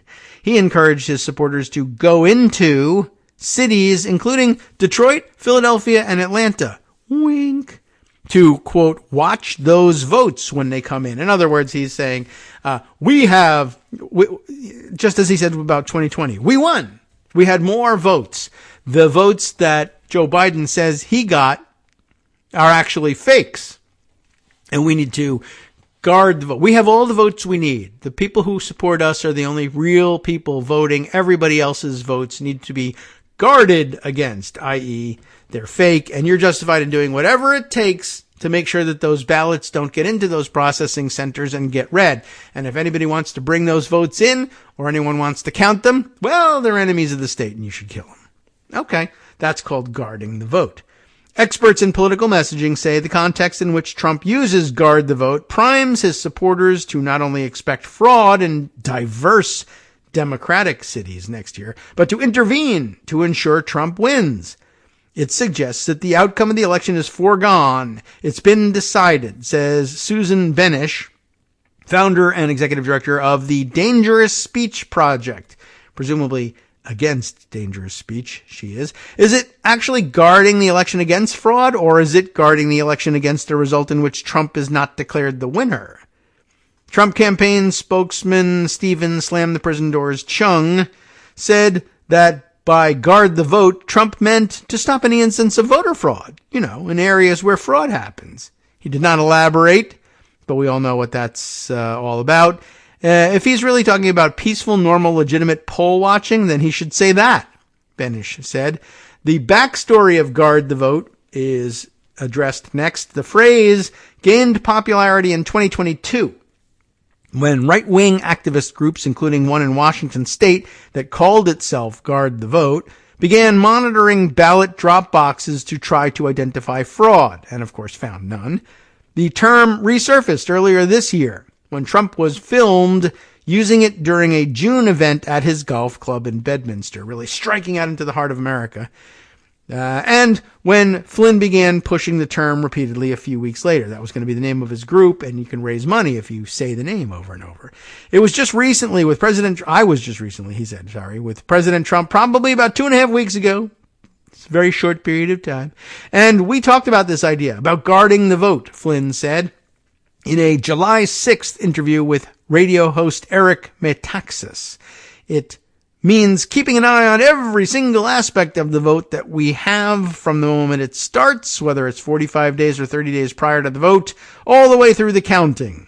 Anytime you can threaten or shoot people, you should do it, apparently. Since then, Flynn has posted or publicly discussed guarding the vote at least 8 times. In a speech in Rhode Island in September, he discussed being at ballot boxes 24/7 to videotape people dropping off ballots, which is what they're supposed to do with those ballot boxes. In a post on Twitter last month, he referenced concerned citizen guards at ballot boxes. On Telegram in July, he wrote, "We the people," with a hashtag and everything, "are going to be checking on all of you and the entire election system from top to bottom, start to finish, sun up to sundown." They're not, but if they do, it will be illegal and aimed at intimidation, and basically that's all they hope to do. Stand around ballot boxes with guns, and then people will say, "There's a weirdo next to the ballot box with a gun. I'm afraid to go there," for various reasons. 1, he may just shoot me at random for no real reason. And 2, he clearly is going to say something to me like, "Hey, is that your ballot? Prove it," which is not a thing. And whether that escalates into that guy shooting me or not, I don't know. I want to bring my ballot somewhere else, or I want to wait until tomorrow. And if you make them wait until enough tomorrows, they won't be able to cast that ballot at all. So That's probably the aim. Will it inspire violence? They ask in another section. Well, of course, everything that they say inspires violence. That's what they talk about. Right. So they're going to approach this as if they were a valid paramilitary organization, and you should keep an eye on it. And that's the phrase to watch between now and whenever our democracy ends, I guess. Okay. Just wanted to put that on the radar. Let's see. I had another piece here. What's up next? Yes. Why not take a look at what Rick Hazen at Election Law Blog has to say about the Colorado Supreme Court proceedings. He'll have some call-outs and quotes from the oral arguments that will put a finer point on things for us. Although, actually, no, you know what? Now that I look at it, it's almost all, the whole thing is an excerpt from the New York Times coverage of the issue. And let me look back. Was when Greg was discussing it, was he reading from the New York Times about it? Because if so, then we're only going to be going around in circles here. Where's, what did he point to when he was discussing? I'm not certain now that I'm looking. But even if it wasn't directly from the New York Times coverage, it may have borrowed heavily from it. Pardon me. Let's see. Oh, yes, that's right. It was the Parloff piece, which probably looks like it was his own coverage and reaction to it. And it, too, it's actually probably more granular than what the New York Times called out.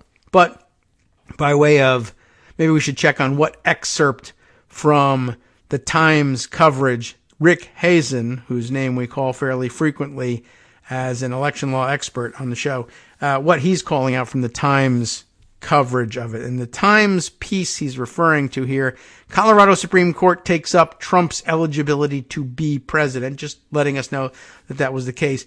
I guess the important excerpt for him was these 4 paragraphs. The Colorado Supreme Court heard arguments Wednesday on the question of whether former President Donald Trump is barred from holding office again under Section 3 of the 14th Amendment, which disqualifies people who engaged in insurrection against the Constitution after taking an oath to support it.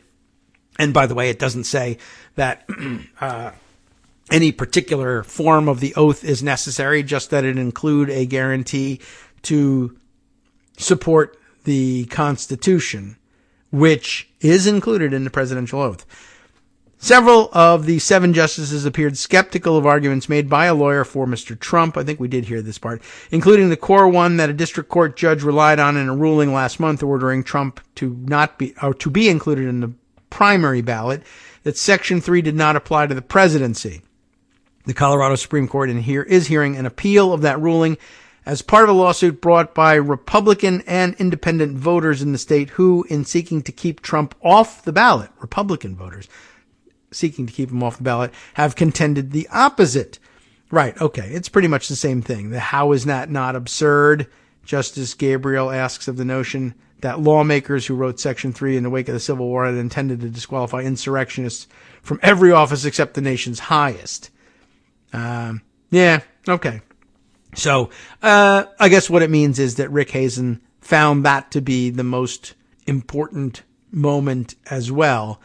But it is worth noting that, Roger, is that right? Roger Parloff's, rundown he appears to have been following the hearing very closely and is giving an almost minute by minute rundown of who's saying what. So he's got more details, it turns out. And we'll give you that link if you want to read through that.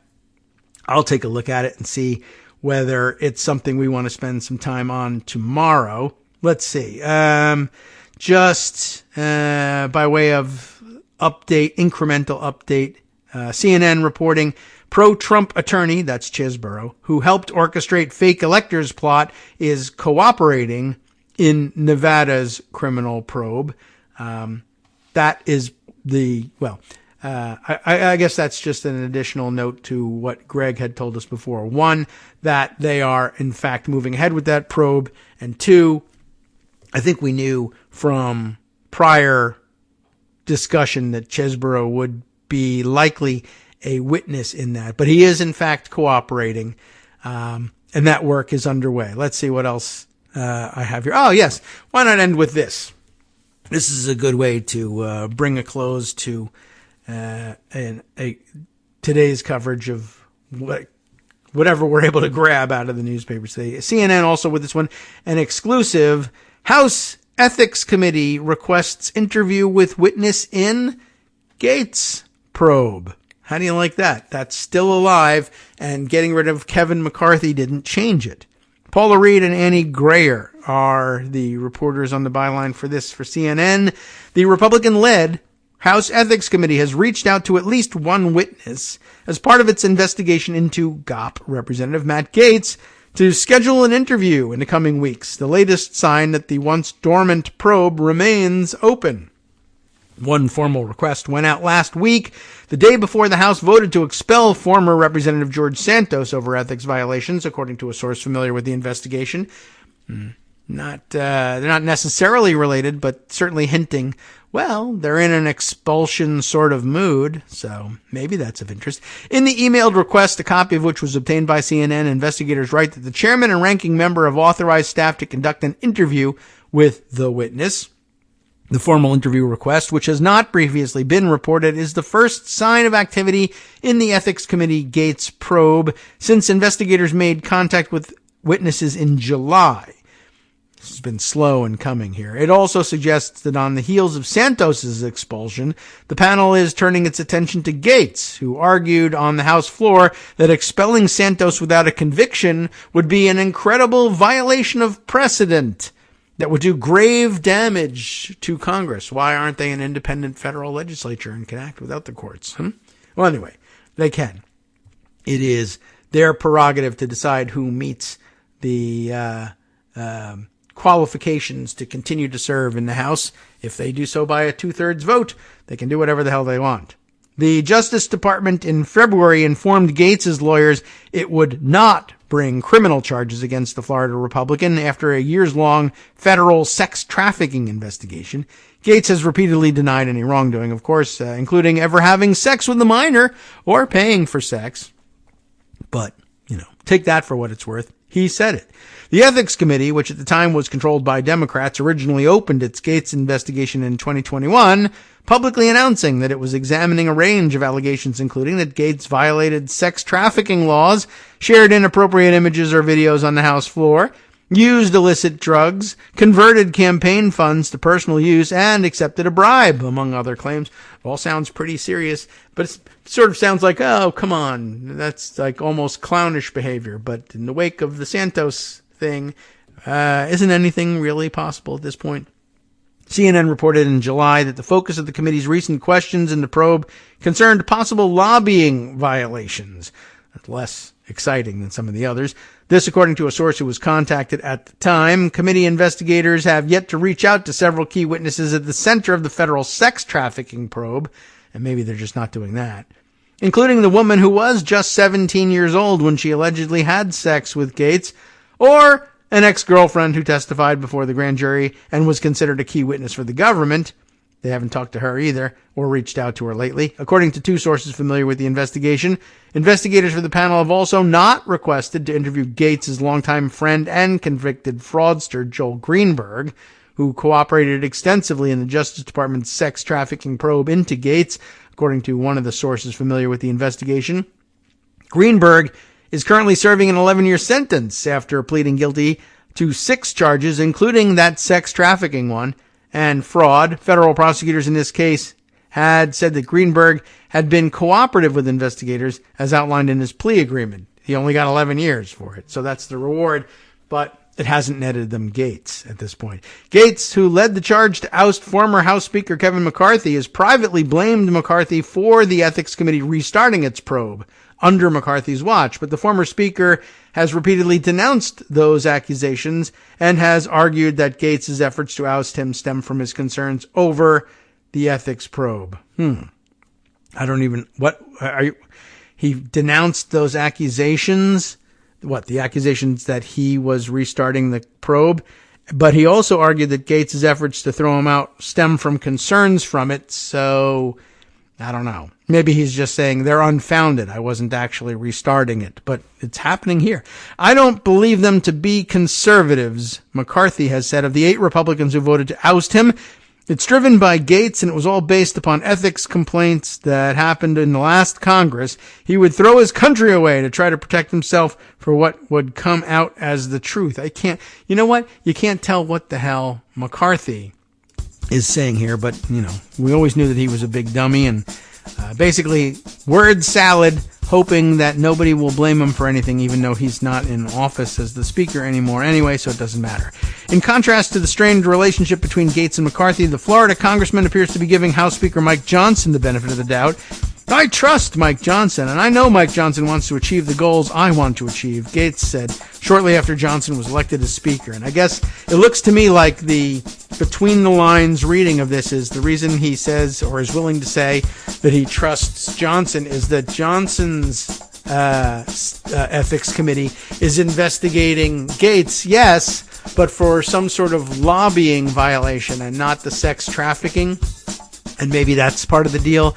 Like, there's too much here to let it all go. Or maybe what we can do is we'll bring forward the lobbying charges and then exonerate you for that. And then the headline will be Gates exonerated by ethics committee. Not that they investigated the sex trafficking. They dropped all of that. We just found something that we could exonerate you of and get you the headline you were looking for. Maybe that's why he trusts Mike Johnson. All right. Well, that's it for today. Thursday, of course. We'll be back Friday because there's a million things to tell you about, all of which don't fit into any overarching narrative necessarily. Well, maybe not all. We'll make a narrative out of it yet. And in the meantime, Justice Putnam brings you his narrative next. You have been listening to Kagro in the Morning with David Waldman. And here it is. As you know, of course, Trump, quote, it says, will do whatever is necessary for him to take power. And in explaining that and turning their eye elsewhere, the Coast Guard is promising reforms after an internal review found its members don't feel safe and trust in leadership is eroding. Important in all branches of the military, given what we learned first. Stay tuned.